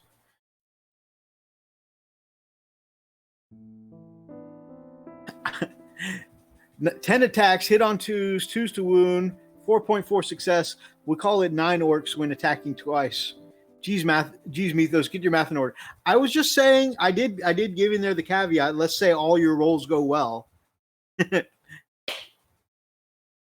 it's the sword is -4 AP, by the way. So if he hits, save unless you're then there's not going to be any saves unless you're these guys. You're done. Yeah. So, anyways, do you really think that they're going to do all this without really updating any of the wolves, Mythos? I mean, Under cavalry is not. it's not that I don't think that they won't update the wolves. It's because they're behind on so many of the basics, like bikes and stuff like that. I think it'll be a couple of years before they update wolves and stuff like that. Thunder wolves, Fenrisian wolves. They may actually surprise us. I mean, that is a possibility. I mean, Aaron, I'm waiting for Adepticon because I mean the way that they're hyping Adepticon, the wolves were the very first codex that Games Workshop delivered back in the day. We were the very first codex.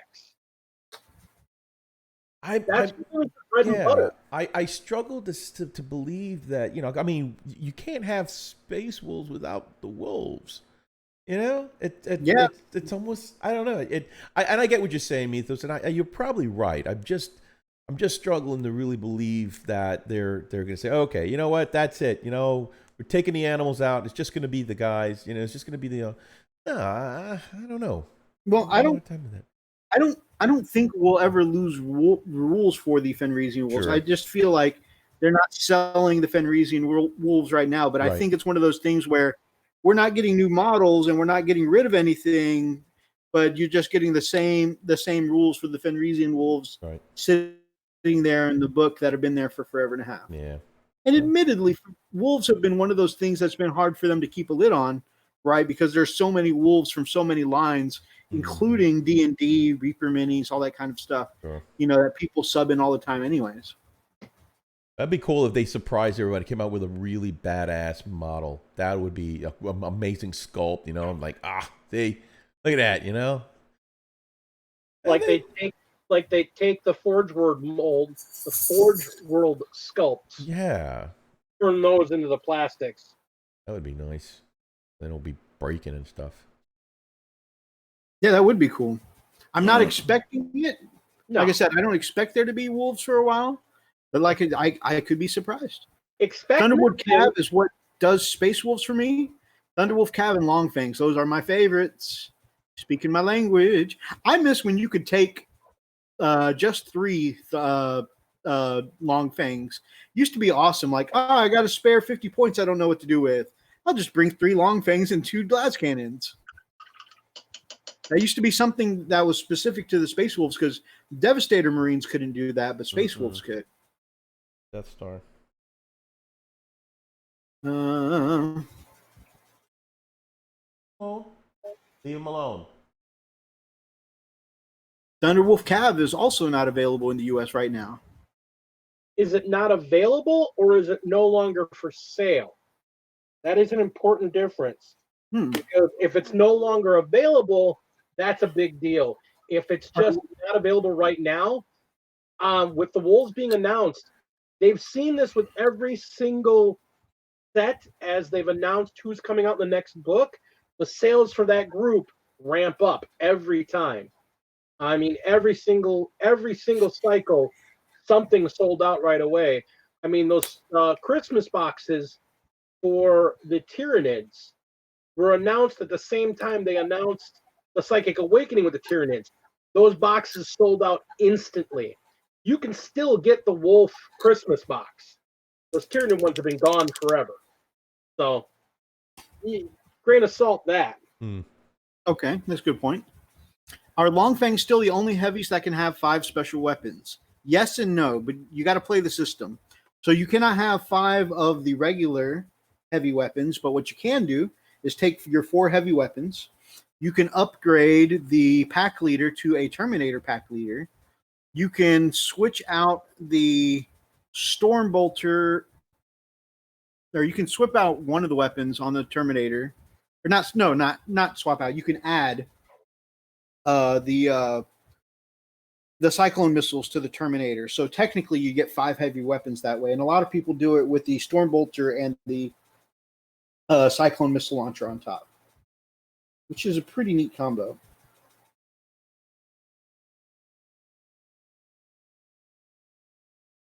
I've seen some pretty good results with people doing Longfangs with plasma, and then some that have gone all missile for that reason. Third edition,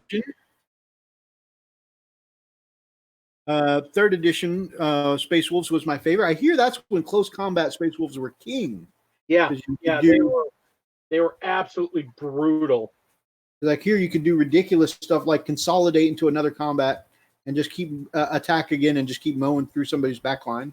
One of the things I'm hoping for with the Psychic Awakening is they're going to do something so that Wolves can actually get in there in melee and not just be shot off the table like a bunch of Tyranids, you know? Yeah, I agree. I feel like, they gave a little bit of that kind of survivability to my Scars, and I'd love to see some of that same kind of survivability with my Wolves. They gave it to the Raven Guard. They gave it to the Raven Guard for certainly. So I can't see that they're not able to do it in a balanced way. I agree. I would love to see something. I really miss my favorite thing from 7th edition was the Death Pack formation. So that way I could give all beasts and cavalry move, advance, and charge in the same turn. Because I used to just really, when I could do that, I could take full, close combat armies and first turn have my Fenrisian Wolves and Thunder Wolves, charge, advance, look for one of the closer soft targets, get stuck into combat. Back then, you couldn't just back out of combat, so it would provide them some survivability and shooting, and then move on from that combat on to the next combat. And then theoretically, I could, I used to have it to where my Wolves could stay in combat almost the whole game until they just got whittled down. Now, of course, a lot of those options are gone. Wolves can't advance and charge anymore. Cavalry can't reroll failed charges like they used to be able to. So there's a lot of those same mechanics that made them so survivable are gone. Being in combat doesn't guarantee you're not going to get shot off table the next turn. Especially if you're fighting an all-flying army like Tau jump packs, and who could just leave combat and light you up. Or freaking, what do you call it? Drukari and their whole what are those? The venom spam Drukari. I will tell you that was my nightmare fighting. trying to play 1,500 points of Space Wolves against 1,500 points of Drukhari and watching 7 Venoms full of Cobblites just flying and shooting at will. It just... All right, I'm just going to take my pieces and go home now. Screw you. Oh, man. It was hilarious.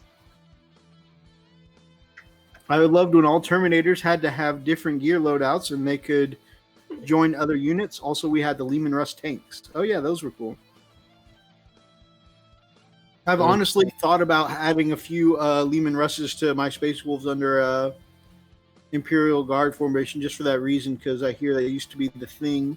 Yeah. Oh, yeah.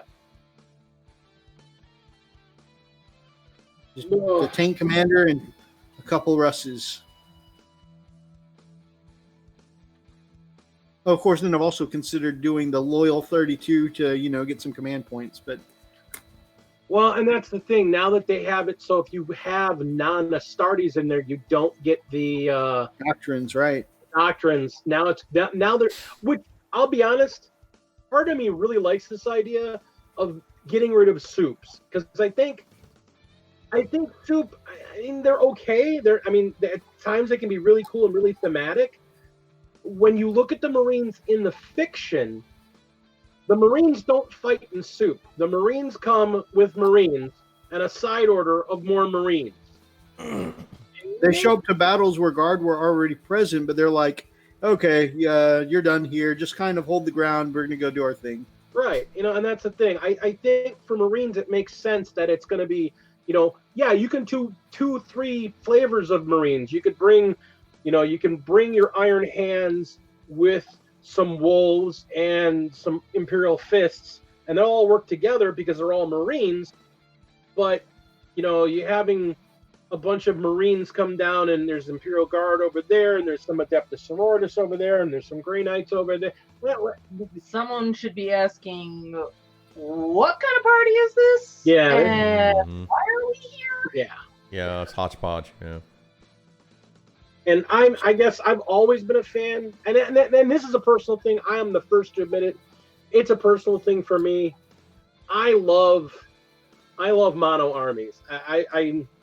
I'm not a fan of soup at all. I understand in the competitive scene. I understand. Very true. I understand it, but at the same time, as thematic in my mind, when I sit down and I want to play. If I want to play Marines, I'm going to play Marines. You're going to play Purist, yeah. Yeah, and that's just me. The only army I see that with that I don't really stick to it is if you're playing Knights. Mm-hmm. I understand if you're playing Knights, okay, throw in some mech, ad mech, or throw in some Astra Militarum because armatures and all that, yeah. Yeah, that to me makes sense, but that's about the only one where soup on the, I should say, on the Imperial side. On the Chaos side, they can do what they want. I don't care about them. They just go nuts, And that's one of the things. I feel like it's a necessary evil to limit this way, because when you could just soup it up.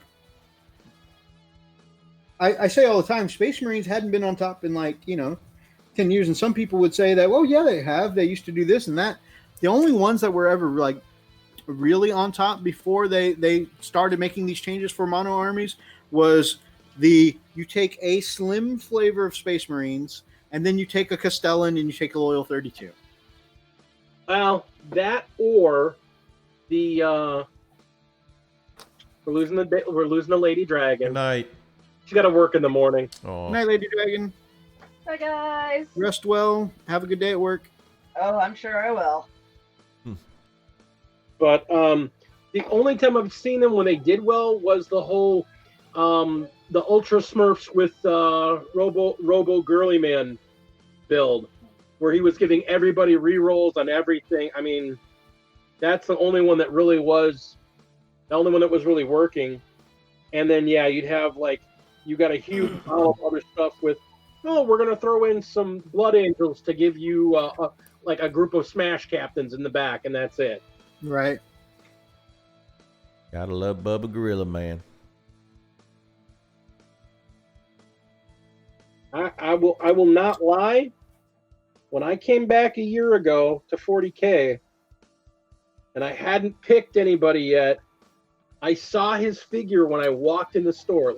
One of the first things I saw was a pro painted up version of him sitting as I walked in the store. And I almost went, because I was already in my mind, it's like, oh, if I do this, I'm going to play Wolves. And I took one look at him and I went, maybe I'll do Smurfs. He's kind of nice looking. Yeah. And then I walked over to the case and I saw Ulrich. And I'm like, no. Can't do it. No, can't do Smurfs. No. I agree, Running Bear. I was talking about in 7th edition, you could take just 3 long fangs. It was glorious.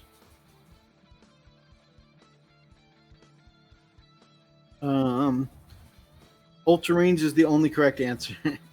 Man, I'm kind of, on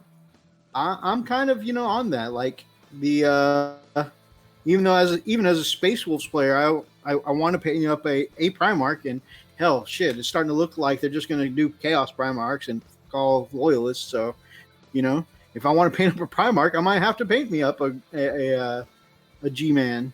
Well, and actually, I like G-Man's model, and on top of that, the book No Fear actually awakened something in me that I ended up really enjoying Ultramarines after that. No Fear is a fantastic freaking book. You know what you do? You paint Rowboat up as a wolf, and then you paint up your Ultramarines in wolf colors. They're Ultramar Wolves. Ultramar Wolves. I don't know if even my Space Wolves are custom colored Space Wolves. I don't know if I like, doing too much of the traditional Space Wolf stuff. I'm not sure I would do a whole Primarch justice. Good morning, Gale Prime. I like it more than I did before, but good morning, Gale Prime. It is the Overlord of the Chilling War Gamers. I want to inject coffee directly into my veins. Amen. I hope you're good. Nice. Thank you for joining us, Overlord. The Wolves of Ultramar. Okay, I dig that. Yeah, I could get down with that, man. You do them in Ultramarines colors, but you use the wolf symbolry. That'd be hilarious. Look. They're like, we that. got this. Actually, when I started painting up my Ultras, I kind of wanted to run and this was, of course, before Wolves, got Shock Assault and all that stuff, and Wolves actually became somewhat decent again. But I wanted to run a test game with Freak where I would run my Space Wolves as Ultramarines using my Thunderwolf Cavalry as veterans on bikes with hammers and storm shields, and see how that played for me, because one of the things I hate about 8th edition Cavalry is that they nerfed their movement from 12 inches to 10 inches, and bikes went up to 14 inches. And I'm like, why is it we were the same speed, and now we're a movement of 4 behind bikes every single turn now? Yeah. Like, to me, every turn a cavalry is not in combat is an opportunity for him to get shot off the board before fulfilling his purpose. I'll be honest with you. I'm going to tell you why they did that. Because they don't like wolves. They haven't liked the wolves in a while. We caused so many problems. Honestly, I think they look at the wolves and the problems we cause for them logistically, because we do everything wrong the way Marines are supposed to do stuff. We're a pain in the rear, and the wolves I don't even play with bikes. Can bikes get thunder shields? Oh, now they're legends, but I mean veterans, yeah. The gauntlet is down. The challenge is. That's the thing. You bring those wolves with the shields, and they did good work for me a couple weeks ago. We told you about that, right? I told you how your guy killed their warlord. Thank you again. I'm so stoked about that. That's awesome. Yeah, I mean, them with Thunderhammer's Storm Shield is a great build. A lot of people play them with just chain swords. I'm like, Why? Why? I don't believe in AP0 weapons. I just really don't. I've never been a fan of the common bolter. I don't take tactical marines. I've never used Grey Hunters. Not never, but very seldom ever used Grey Hunters. I just don't believe in AP0 weapons. See, and that's one of the things I'm betting is going to come. They're got it because the chainsword is so integral to the wolves. I'm actually thinking one of their either litanies or one of their doctrines is going to give them something specifically for chainswords. I honestly believe that they're going to get something specifically to boost them using chainswords. That would make more sense. Yeah. Especially since one of the things we got in 8th edition was True Grit. And it was like, wait, you're boosting a Space Wolves bolter? Like, of all the chapters that should have focus, extra focus. I'm not saying we're bad with bolters. Sure, they use them in the stories all the time. But it's never in any of the Space Wolf books I've read been something special more than another Marine would do with the bolter, No, and you got True Grit with the bolter? I didn't understand that. Yeah, I mean, that totally didn't make any sense. The wolves should be, we're going to get in combat, and I'm going to take this chainsword, and I'm going to feed it to you like a potato. Mm-hmm. Well, that's because the gauntlet. The gauntlet is down. Gauntlet. The challenge is now. That's right. I challenge you because the gauntlet is down. The gauntlet is so down right now. It's down. See, I'm throwing my brush down because the gauntlet is down. You hear me? Oh, oh God. So, Apple Oil completed. You make me sad, Mythos. I killed a knight with bolt guns once. Don't underestimate overwhelming firepower. Hey man, you do you. I personally don't believe in AP0 weapons. I gotta agree with you there. On the flip side, it depends what you're shooting them with. I'm building orcs, and the whole idea of an orc thing is we're gonna take down a knight because I'm gonna throw a 5-gallon bucket of dice at you with this one unit. Whoa. That's also fair, and I think when I finally ever do get around to painting orcs, that may change my mind. You know what already started kind of changing my mind on that a little bit is my Admech army, because a lot of those things, like my flechette blasters, is all about me throwing 50 dice per round at somebody. Yeah. And fishing for 6s, sometimes 5s, usually 6s. But when you throw 50 dice, it's like, oh, and there's a mortal wound, and there's a mortal wound. The one Admech guy that I was playing in that league I was in, he was running the Forge World that lets them basically do the Imperial Fists ignore cover rule, and that was just, I was just tired of my crap getting shot off the table with just regular guns, normal butt guns and just getting ripped off the table. Yeah, when you're rolling like 50 dice at a time, I guess that really changes the mindset on AP0 weapons, because now the more you roll, the more you're making them roll 1s and 2s.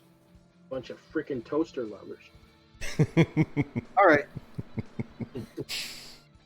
So, we've talked a little. We talked about the Ragnar stats. We've talked about the state of wolves in general. Anything that you particularly want to see out of this box, Freak or D, and of course anybody in the chat who wants to mention anything they specifically want to see in this box. And of course, we know that Defcoptus, Ian wants Defcoptus. Wrath of Mars, more DACA. You right? Wrath of Mars and Flechette Blasters, a squad of 10. Fantastic. What do I want out of this box? Arthur says the video's frozen. Oh, Brian says the video's frozen. What? And now the video's frozen for me. That's weird. Hold on. Not frozen for me. Yeah, it's frozen. Hold on. Let's see what the hell's going on here. It's... You guys still there? I'm here. Yep. Oh, what the frig? Yeah, the whole video's Okay, so it's not OBS. It's there we go. It's free. Okay, cool. Ah, that was weird. Thank you. All right, so Freak, anything as a new Space Wolves player you'd think would be cool to see in a box that's got both Orcs and Space Wolves? Honestly, I just need to get a game in. I mean, I don't have any. Here's the thing. I think I have enough, and I have what I want, and what I need, to just get started. If anything, honestly, I'd love to have some Primaris units. You know, I think that would be great. That's if I had a choice, that's exactly what I'd want. I want some Primaris wolves, or Space Wolves, and I definitely want some updated wolves, some cavalry. But it is what it is. You know, I'm curious to see. I'm really excited to see what they are going to offer. I don't feel as pessimistic, but I'm guarded. Yeah. So curious to see what does come our way. And for me, I don't feel pessimistic about it either. It's not that I feel negative about them doing Primaris Wolves or anything like that. I just don't think it's time yet, honestly. There's so much basic stuff that they're behind on that I just don't see it happening. Let's see what the chat wants to see out of this box. Hellfrost for troops would be cool. Oh, yeah, that would be awesome. Primaris Blood Claws would be pretty amazing. I feel like that's pretty much what Reavers are. My money being similar to the older Space Wolves versus Stormclaw. That's what it was. Now, you say that's what Reavers are, but the point is that Reavers are elites. What I'd like to see is if they're going to give us scouts as elites, then give us some other troop choices. Let us take one of those elite units like Reavers and turn that into a troop choice for us. Because we don't have a really cheap way of getting command points like everybody. No, I mean, you could take Blood Claws, take a bunch of, 5-man packs of Blood Claws, but I'll be honest with you, I don't like taking pistols if I can avoid it. I don't. If I'm going to have to rush to get to combat, it's the reason why I have as many packs of Grey Hunters as I do. I'm going to take Grey Hunters and I'm going to take Intercessors. You know what this box needs to have? It needs to have some definite wolf flavoring to it, not just a character with a wolf shoulder pad on. Very, very highly thematic. Yeah, you gotta give the wolves, because that's the thing. The wolves are dramatically different. I don't think that's what this box is for, though. I think this box is meant to give the Space Wolf players something, but also something that will be usable across the entire Primaris range. See, I'll be honest with you. I don't know if that's true. I'm wondering if these new grenade launcher guys, I'm wondering if they're going to be a wolf-only innovation. Because, the wolves have their own special units. They have their own unique units. If they're usable for everybody, that's cool. I don't want to take anything away from anybody else. Mm-hmm. But, one of the big things, if you look at our troops, let's go back to just pre-Primaris. Our troops, the difference between us and everybody else is that we've got everybody in our army has chainsaws. Everybody has chainsaws.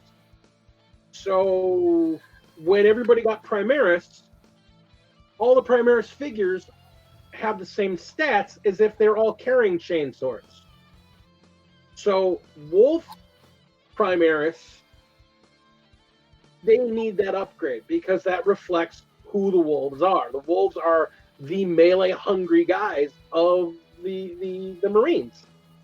Hey, it's an opinion thing. Hey, Big D, let me ask you something, because I'm seeing a kind of common thread there, because Archer is kind of saying the same thing, that the Christmas box was kind of like a big, and do you think maybe this is their way of trying to redeem that? Because they're trying to say, hey, here's the thing. I know that they have been trying to get new players into the game. And I think they've tried to do that with that first box, and it really wasn't very I'm going to exciting. say no for one main reason. Okay. That it's not a redemption thing. Because I know what their production cycle is, and they had this box planned 6 to 8 months ago. Right on. So I don't believe it's a redemption thing. Okay. What I honestly think, I think Rob hit it on the head when we were talking about it in one of his live chats about the Christmas box for the Wolves. If you look at the box, it's the exact same box they did a couple years earlier. They just swapped out the non-Primaris dudes and put Primaris guys in there. Mm-hmm. Yeah, and actually that box is one of the reasons why I feel like this is going to be cookie cutter. It's going to be something all the Primaris can use, because if you look at that box set, aside from Haldor Ice Pelt, everything else was generic Primaris stuff that everybody could use. And here's the counter to why I say it's not that. The Blood of the Phoenix box, which I think this is going to be more like the Blood of the Phoenix box. It had 2 unique characters with unique options for them, and then 2 really classic units that they put new sculpts on with new options for and new rules for in that box. I think that's what we're going to see here. I think we're going to see the 2 new commanders, and we're going to see 2 units that have unique new options. So you're not thinking that they're going to be this is mainly for new users or new players. This is mainly to just kind of replace what's already out there in the field. I think this is like all the rest of their battle boxes. Their dual battle boxes before. I think this one is just specifically themed, like the Wake the Dead box or the Tooth and Claw box. That's what they've been doing lately. Yeah. Yeah, the 2 army boxes. I think it's the same thing, and I think that's the thing they've been doing, because honestly, I mean, you look at they've been doing with AOS too. They've got new models, new types, new things. They've got into the sync where they're putting 2 armies in every box. Right. And I think their whole goal behind it, honestly, is, I mean, their number one job is to sell models. So I'm going to give you a box that's got new figures for 2 armies. So you have a nice starting point for 1 army and a nice support set for your existing army. And that's honestly what I'm looking at this box as. So GW's idea of chapter flavor equals shoulder pad sprue. That's what I'm thinking too. That's Ian's comment.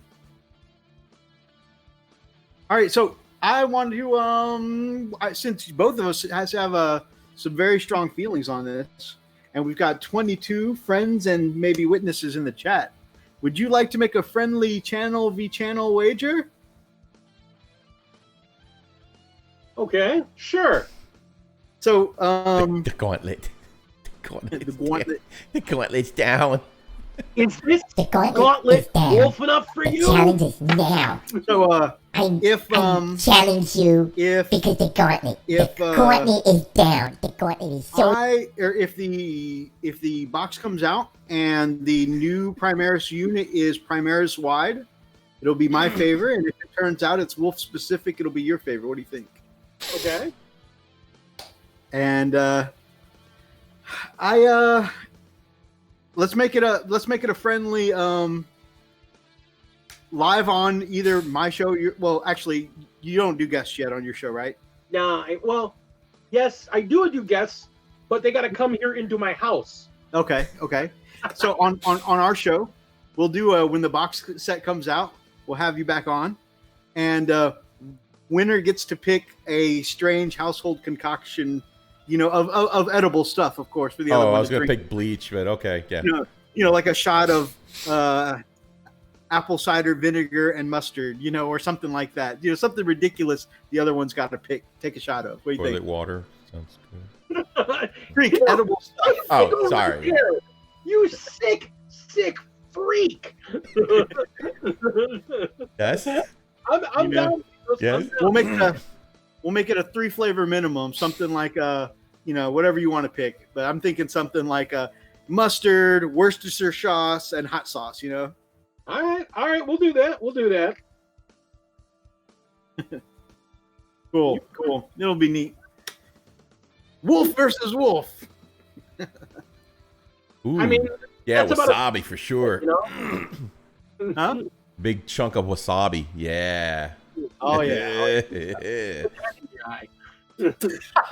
Gail, oh my God, we have to do it now. It's official. Gail Prime says 3 flavors plus blood.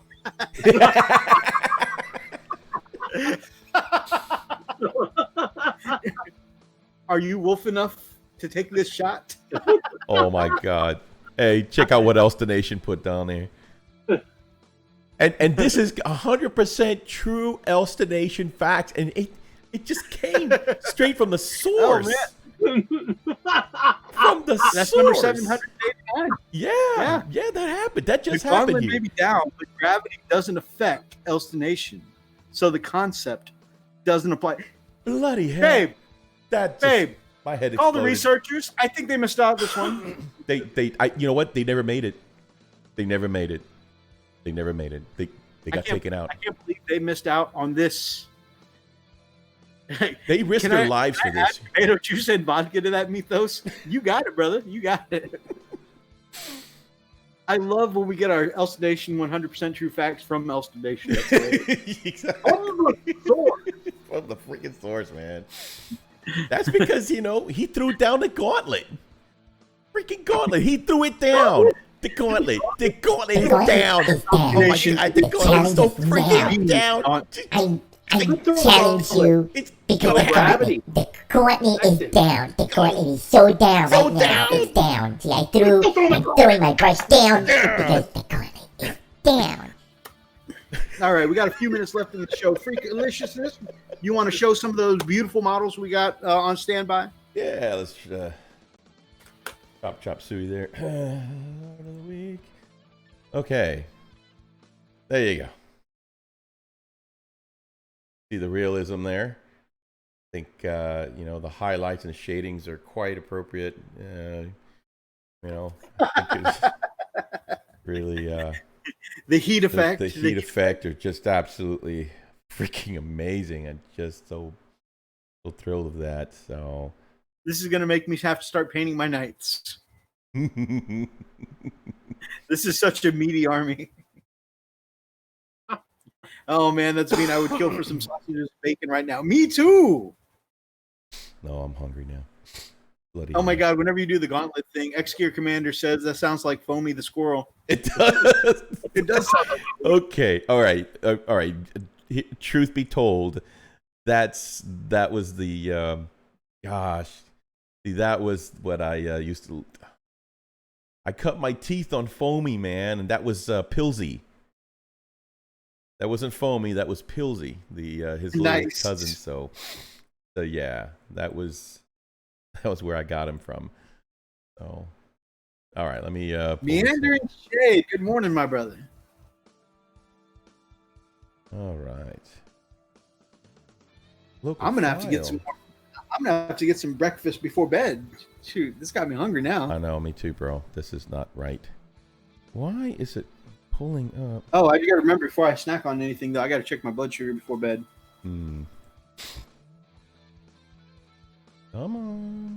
on, change, doggone it.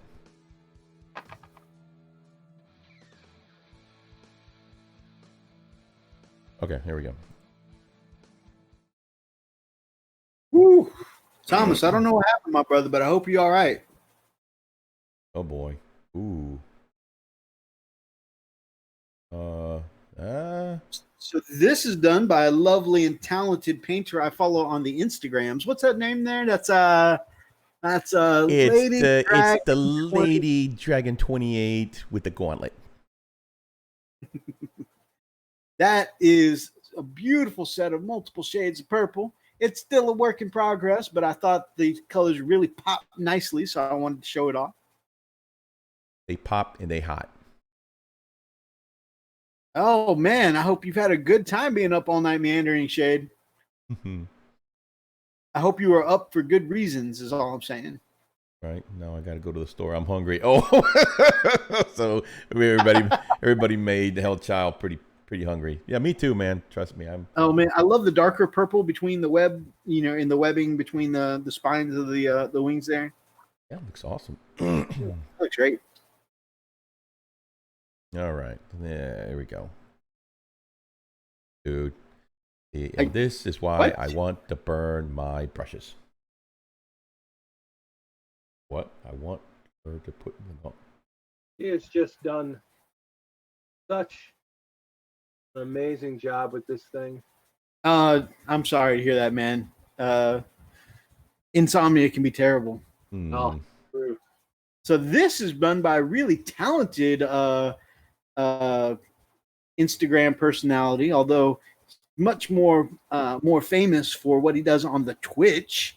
Follow Wolf Wraith, one of my favorite Twitch streamers.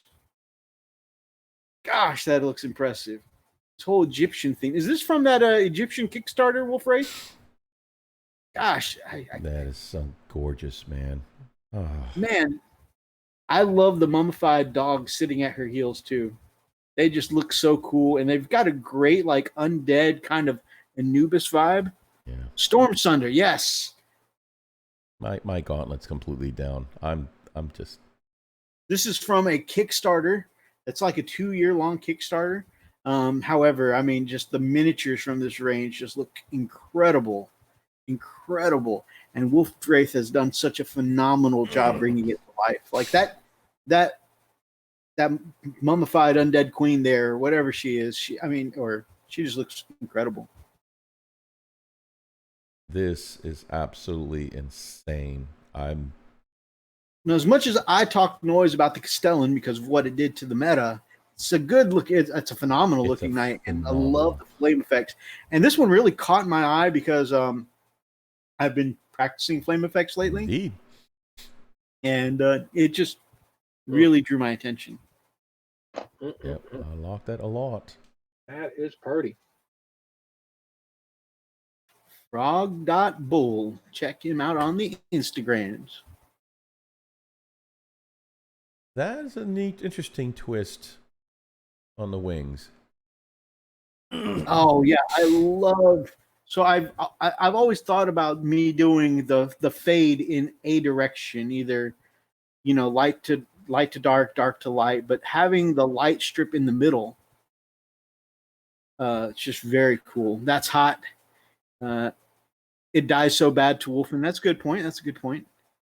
Oh man, so this is a competition winning piece. We're gonna look at the trophy here in a minute. James Hamill mini painting.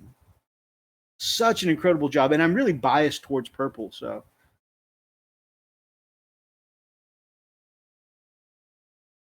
it looks like there next to his gold medal there. That looks awesome. Look at that waterfall effect. Yeah.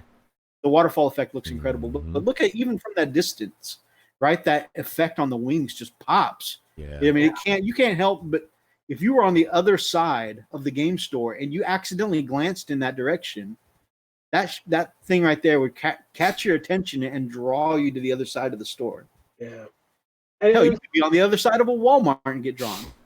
I mean, it is such a dynamic, beautiful model to begin with. To see, that level of is just crazy, crazy beautiful. Iron Skull finalist. Okay, so maybe that's not a gold medal. Maybe that's a finalist pin. Or maybe that's a gold medal and a finalist pin. It's something. It's incredible is what it is. I don't care what he won. First place to me.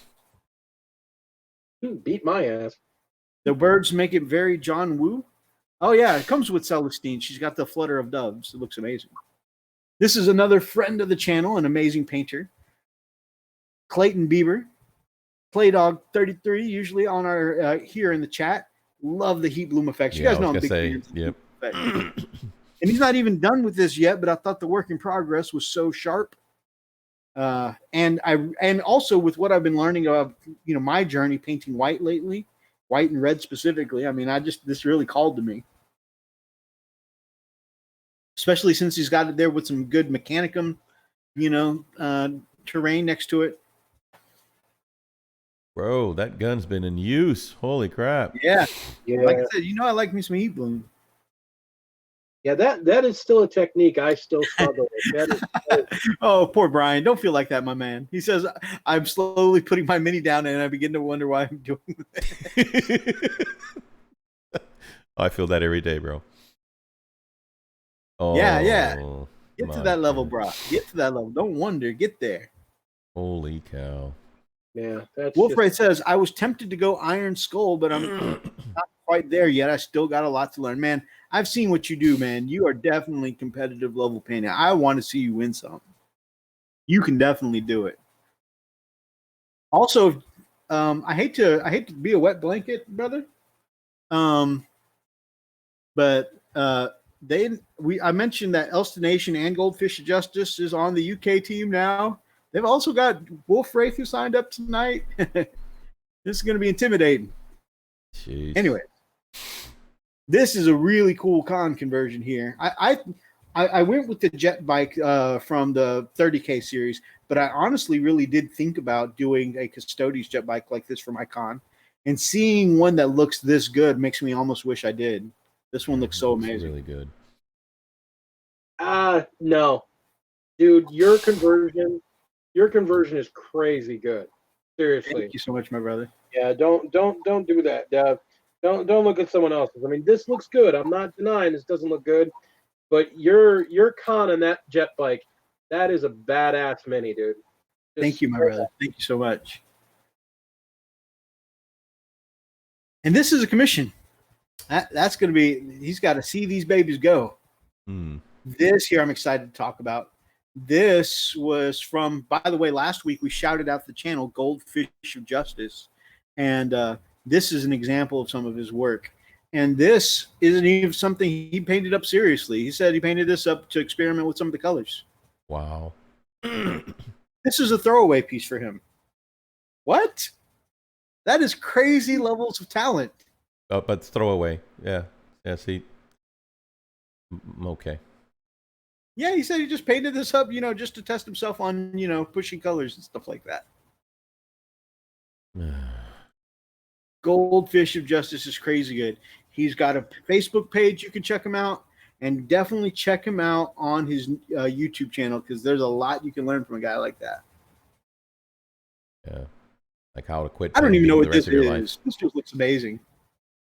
It's funny because the weapons, the armors has a real gladiator kind of feel to it, right? But the helmet just makes me think of Predator. Yeah, it does. Beer Gamer. That's awesome. A mix of Predator and Samurai. Okay, I see I wasn't the only one feeling the Predator vibe. Okay, this is absolutely fantastic. Right?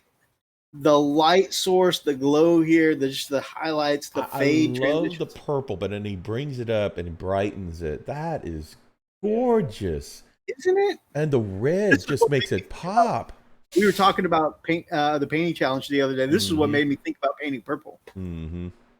Gail Prime says Goldfish literally sneezes out fantastic painting. I'm not going to disagree with that for sure. Look at that. Oh my gosh. Oh, Roxas is here. Says glad I caught the art. Yeah, there's some gorgeous stuff here, brother. Bloody hell, just. And I have to say, I really, really, really love the new Chaos Terminator sculpts. Like, these just look badass. They do. They really do. Golly. Oh, wow. Okay. So, lovely transition. Jeez. That's hand-painted, bro. It's... You think? Yes, that's hand-painted. That transition... I would have sworn you're... Nope. That's... Look, you can see it. You can see the brushstroke transition. You can see it right there. No, this guy. Oh my gosh! Wow. Correct me if I'm wrong there, Big D, but that's what I'm seeing, man. Yeah, that looks like brushwork to me. Yeah. Jesus. Oh man, that's just unbelievable, dude. Great. Look, I may not know the technicalities of it, but I know it looks damn good. Yeah, it looks amazing. Look at that. That's so. Yeah. So basically, he thinned it down and glazed it. That is just. I thought it was. At first glance, I thought it was airbrushed. I really did. I'm like, oh wow, that's pretty. Oh, now okay. Now I suck. That's like, the thing. I mean, when your glazing game is this strong, yeah, you will. Airbrushing is great. I love airbrushing for speed. Right. But when your glazing game is strong, you can do some things. Good night, my brother. Good to see you. That are just stupid. Yeah, that's insane, bro. Oh my gosh. Some of the stuff I've seen people do glazing with skin tones just gives me the shivers. So that's Saying me crazy. This Iron Wolf conversion, I want to say, was sent to me by Thomas. I want to say Thomas. That looks like a Thomas thing. C Finch 0775. Yep, that's Brother Thomas. Man, look at those eyes. I mean, geez, I can't do that. And the conversion is crazy. Iron Father, remember the world is cold and hard. And it's cool because I really, they got rid of the wolf lore that was the Iron Wolf in the lore. It's cool to see that somebody used the new Primaris Iron Hands guy to kind of bring back the feel of the Iron Wolf. But the Iron Wolf guy, I think he died in Cadia.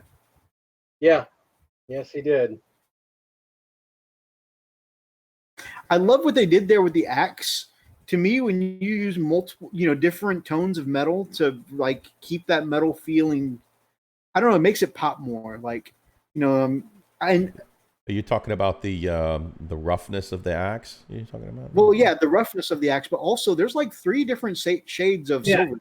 He's working with iron wire as his base coat, but then he's bringing up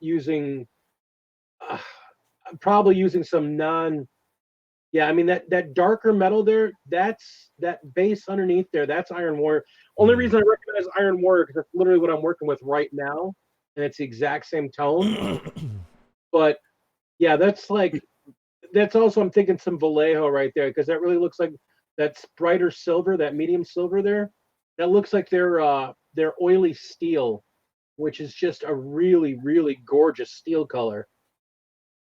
Yeah, and that's some fantastic. Yeah, when you can take tones with slight undertone difference, because if you look at it, you notice how that the axe head.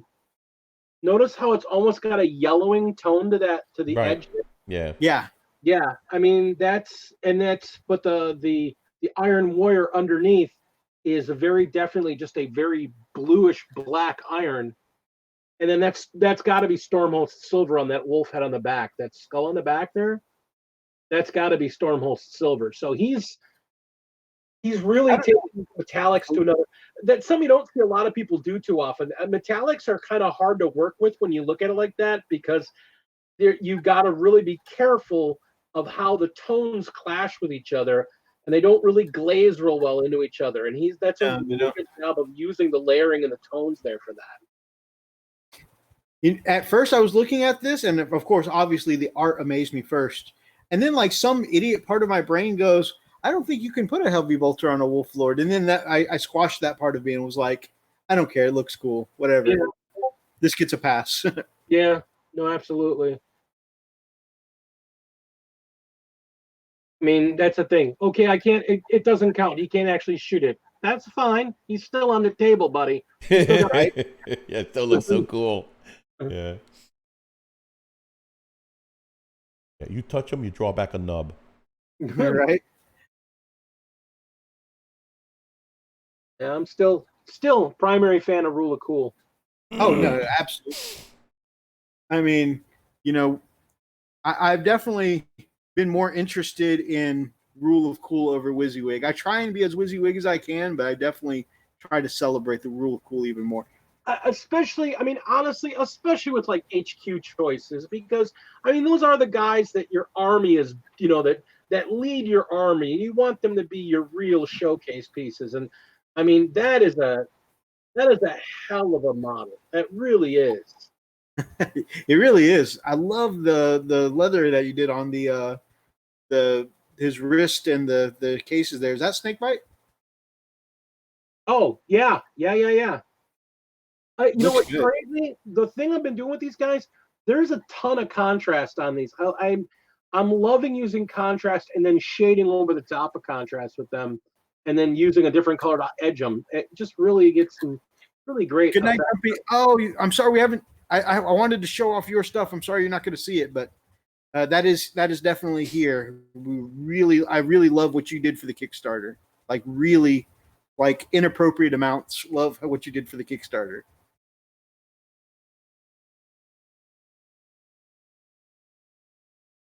This one is sent to me by Brother Weatherpig because he knows I love me some Gundam.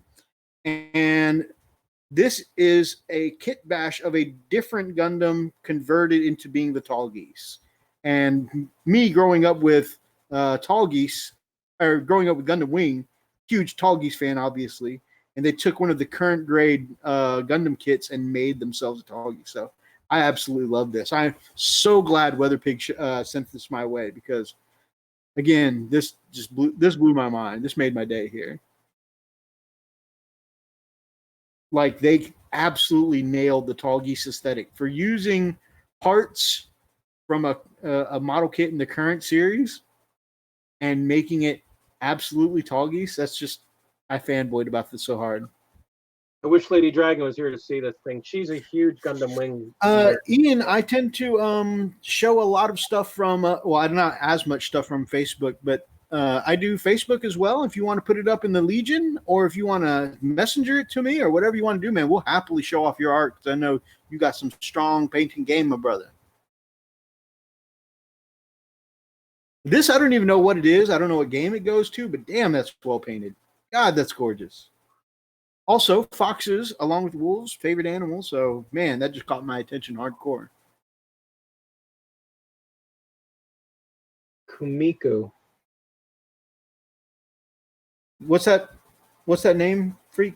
I'm looking it up right now. It's the figure is called Kumiko. Oh, I meant the artist. I try and make sure we give the credit to whoever.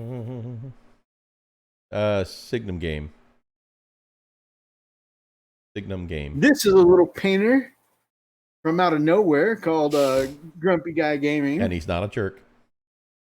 And he's not a jerk. Grumpy Guy Gaming. This is also from the new Kickstarter, dude, Storm Sunder.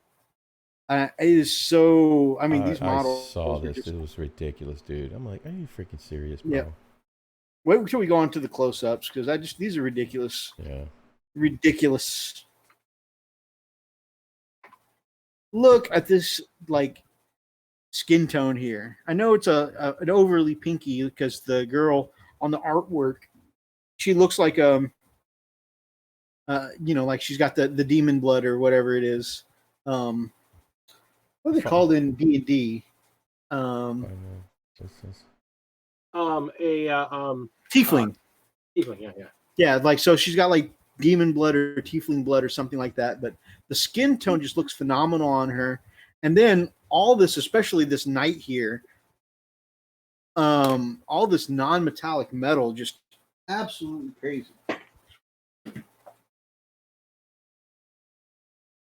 The guy's a beast.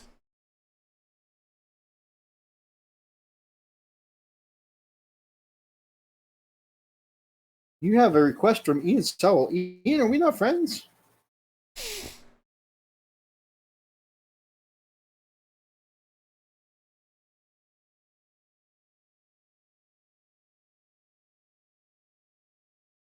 Oh, these are so cool, Ian.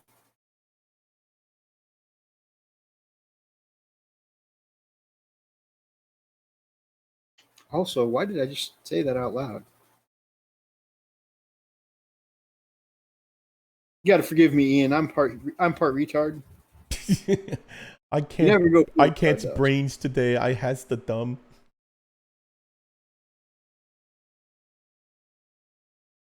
There's your smash, Captain. Smash. Okay, so yes, this one was sent to me by Brother Archer. Knows I love me some White Scars, and this Smash Captain is no exception. This is just extremely well done. I love that they built the Smash Captain out of Primaris models, but giving them the classic Assault Terminator hammer and shield. The tribal markings just look incredible. I love it across the face. I love the way they divided the leg. It's just they've really got that tribal feel down. I'm pretty sure that is an orc top knot. There's this guy. This guy. Dragon. Keeps throwing the gauntlet. This is his conversion of a Redemptor into a counts as Nurgling Leviathan Dread. Yeah, that's Why am I talking about it? Brother, tell us about this beautiful model we're looking at. Okay. Well, I wanted a Redemptor, but I couldn't get my hands on one easily, and I needed it for a game coming up.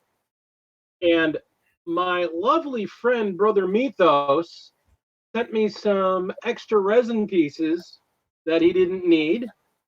So I figured to put them to use. And I did a pair of videos on my channel of how I built and painted this guy. Fantastic tutorials if you guys want to go check it out.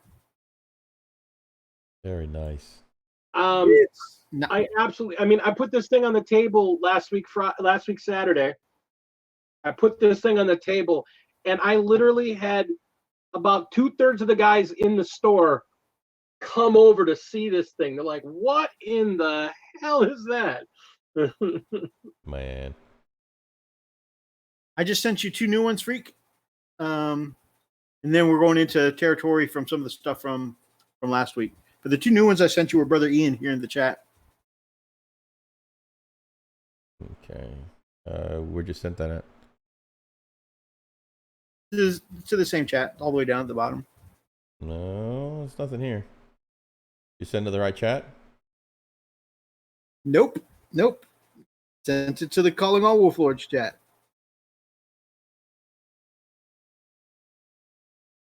There we go. I guess it would help if I sent it to the correct chat, huh? You know, maybe a There little. we are. Ooh, green flames.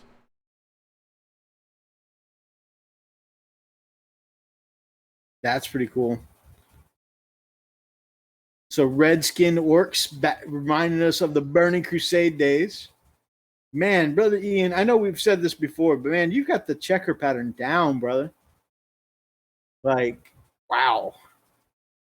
I love the green flames, very, very Burning Crusade. Yeah, those fell flames are gorgeous. That's so cool. Brother Ian Kaiju wants to know, are those checkered parts hand done? I would like to know your technique for that. We've got modeling for advantage. Good morning, my brother. Great battle reports lately. Micro pen. That's what I thought he was using. Yeah. Micro pen. All right. These are from Brother Running Bear. Said pulled out some old models. Check them out. He said, I have the arms and weapons for them and more than I pictured. So he's just got a bunch of old school classic goodness. That's awesome. Back in the day. Oh, man, look at these classic Eldar, yeah. But even then, I don't know if I could draw 52 like actually straight squares on a single weapon. So that's still pretty awesome. I mean, even with the Micron pen. More than I could do. Show. Yeah, doing it doesn't, just because he's using a pen doesn't make it easy. It's an impressive looking technique. I mean, it's very well done. But I'll tell you, I can tell you right now, that just gave me an idea, because I'm trying to figure out how to do checker pattern on one of these knobs I'm working on. I'm like, oh crap, why didn't I think of the pen? Damn, I feel dumb now. I think we're going to need to save that for the hub channel, talking about working on your knobs. Wow, checker. Wow. All right. That is all the beautiful art we have tonight, guys. I'm so glad we took the time to talk about Ragnar and the state of Space Wolves and what we expect to see. I'm going to start with our beautiful guest here, Big D. You got any closing thoughts, my brother? I'm happy. I am happy that I'm getting a box that's going to have stuff for both my orcs and my wolves. I'm excited for the 9th. I can't wait to see what they do. I definitely agree. In fact, I'm really stoked about this box. And because I was gifted an orc army from my brother Daz, I kind of would love to add this stuff to my existing orcs. So the whole wolf orcs, the whole box really appeals to me. I mean, aside from the fact that I is broke right now, I would love to get one of these boxes. Of course, same thing. You know, I felt about the sisters box. I just didn't have the cash for it. But Yeah. these are just amazing boxes. Freakalicious, any closing thoughts for you, my brother? Hang on. The stream froze, so I'm refreshing it. Really weird. Let's see if we can unfreeze it, guys.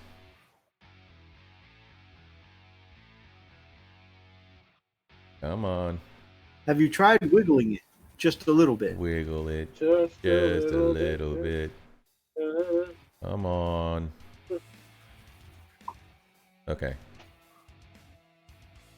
So. All right, Aaron Painting. Man, we've got some amazing people in the chat tonight. Lots of good people. Glad I caught you guys live. See you There he goes. in the beautiful network Discord. We'll see you there, Overlord, my brother. Definitely Okay. see you there. Thank you for joining us, Overlord. Okay, let's back up. All right, continue, please. No, so I was just saying, man, I would really love to get my hands on this box just because, you know, I would love to add to the orcs that Brother Daz gave me. And, you know, of course, I could always use more wolves. So this is a really cool set. I don't think I'm going to have the cash for it, but definitely seems pretty awesome. And then I went on to say, what about you, Freak? Any closing thoughts, my brother? No, man, it was a good show as always. We had a great crowd. We're still at 20s. Man, Big D's such a great guest, man. Sorry, guys, that we ran into some technical difficulties. You know, but it would not be the Frost and Fist without it. And not only that, I am super stoked. You know why I'm stoked? Let me tell you why I'm stoked. And I think Big D can understand why I'm stoked, because I think he's stoked too. Big D, can you grab that brush for me, my man? Just grab that brush. You know why? Because, yeah, it's the gauntlet is because of the freaking gauntlet. The challenge is now. I challenge you because the gauntlet is down. The gauntlet is so down right now. It's down. See, I'm throwing my brush down because the gauntlet is down. So down. You hear me? It's down. The gauntlet is down. The challenge is now. I'm taking you all out. I'm taking you all down, downtown, all around. Charlie Brown. Gauntlet is down. You hear me? It's down. You hear me? The gauntlet is down. Brother Rob, but Brother Ian did express interest in splitting the box with you, so definitely reach out to him, brother. Awesome. I'm excited. I don't know, and although I was like, what colors am I going to do? Those Terminators earlier. The new gratification is pretty awesome.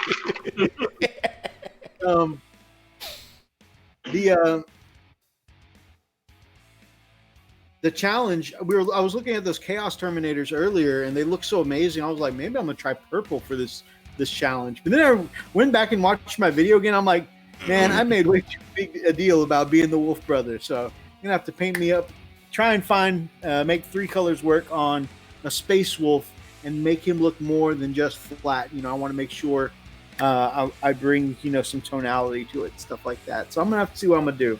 Well, remember, you get black. You get that for free. I love how everybody's response videos, we've all kind of focused in on that 3 colors and black. I love that Gale Prime was like, one of y'all are gonna have to take a shot. 3 flavor and black. Oh man. It's gonna be great. It's gonna be great. I'm really excited about the box, guys. Like, as the wolf in me, I have a feeling that Psychic Awakening is gonna be our moment. I have a feeling it's gonna be a short moment, like the Iron Hands, because we saw how badly our hands got smacked at the beginning of 8th edition, right? I don't know if I just, you know, am like a dog who's been kicked before. I'm expecting that same kind of slap down reaction from GW. So I'm expecting a short window of being awesome. Yeah. And you know what's funny is, and that's not me complaining. I'm not being salty. I'm not hating on my wolves. I freaking love my wolves. And you guys can go back and look on the channel, 100%, right? I played the wolves when they were bad. When we first got 8th edition and the Thunderwolf Cavalry were awful. Like, here are your 2 attacks and your 10-inch movement and no abilities. I still played them just because I loved the way they look. I played 6 of them, you know. I'm like, I'll play them when they're bad models. I'll play them. Well, the models are never bad. I'll play them when they're bad, you know, bad rules. I don't care how bad my wolves are doing. I'm gonna bitch about it. You damn right, I'm gonna bitch about it. But I'm still gonna be a wolf at heart, right? So I don't care if the rules are bad. I don't care if we get nerfed. I'm really excited for the fact that we're getting some love. I'm really excited for Ragnar finally, because I've been bitching about Ragnar's first metal and then fail cast model for so long. I'm glad he's getting a good sculpt. I haven't even seen it yet, but I got a good feeling.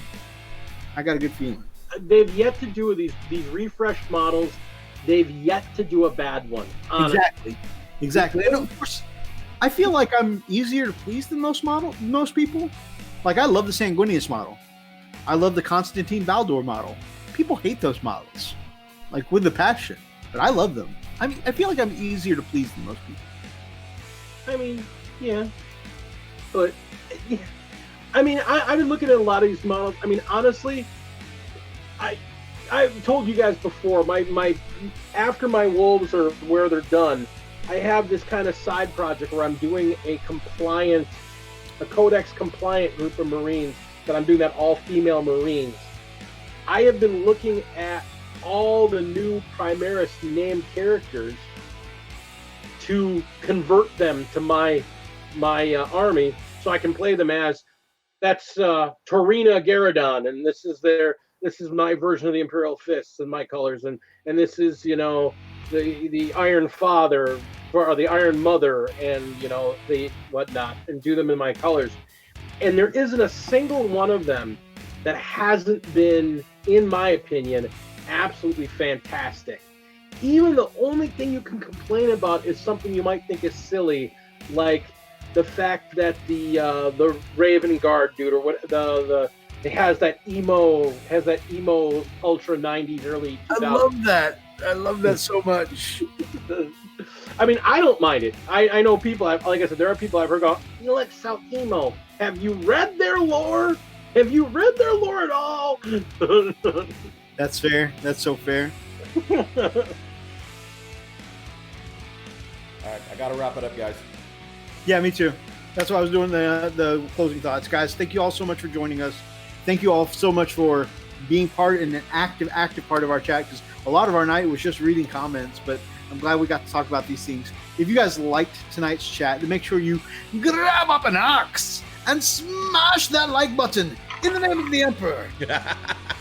Drop us some comments below. Make sure that you check out and be part of any of these ridiculous conversations. Check out the Gamecraft Dragon. It's got an amazing show. Make sure you check out our Patreon if you're interested in any of the ways you can support us. And if you guys are not yet subscribed to this channel or that channel, or honestly anyone on the Chilling Network, indeed, please make sure that you guys be part of the pack, part of the family, part of this amazing hobby community, because we would love to have you as part of our pack here on the Frost and Fist. Until next time, guys, stay frosty.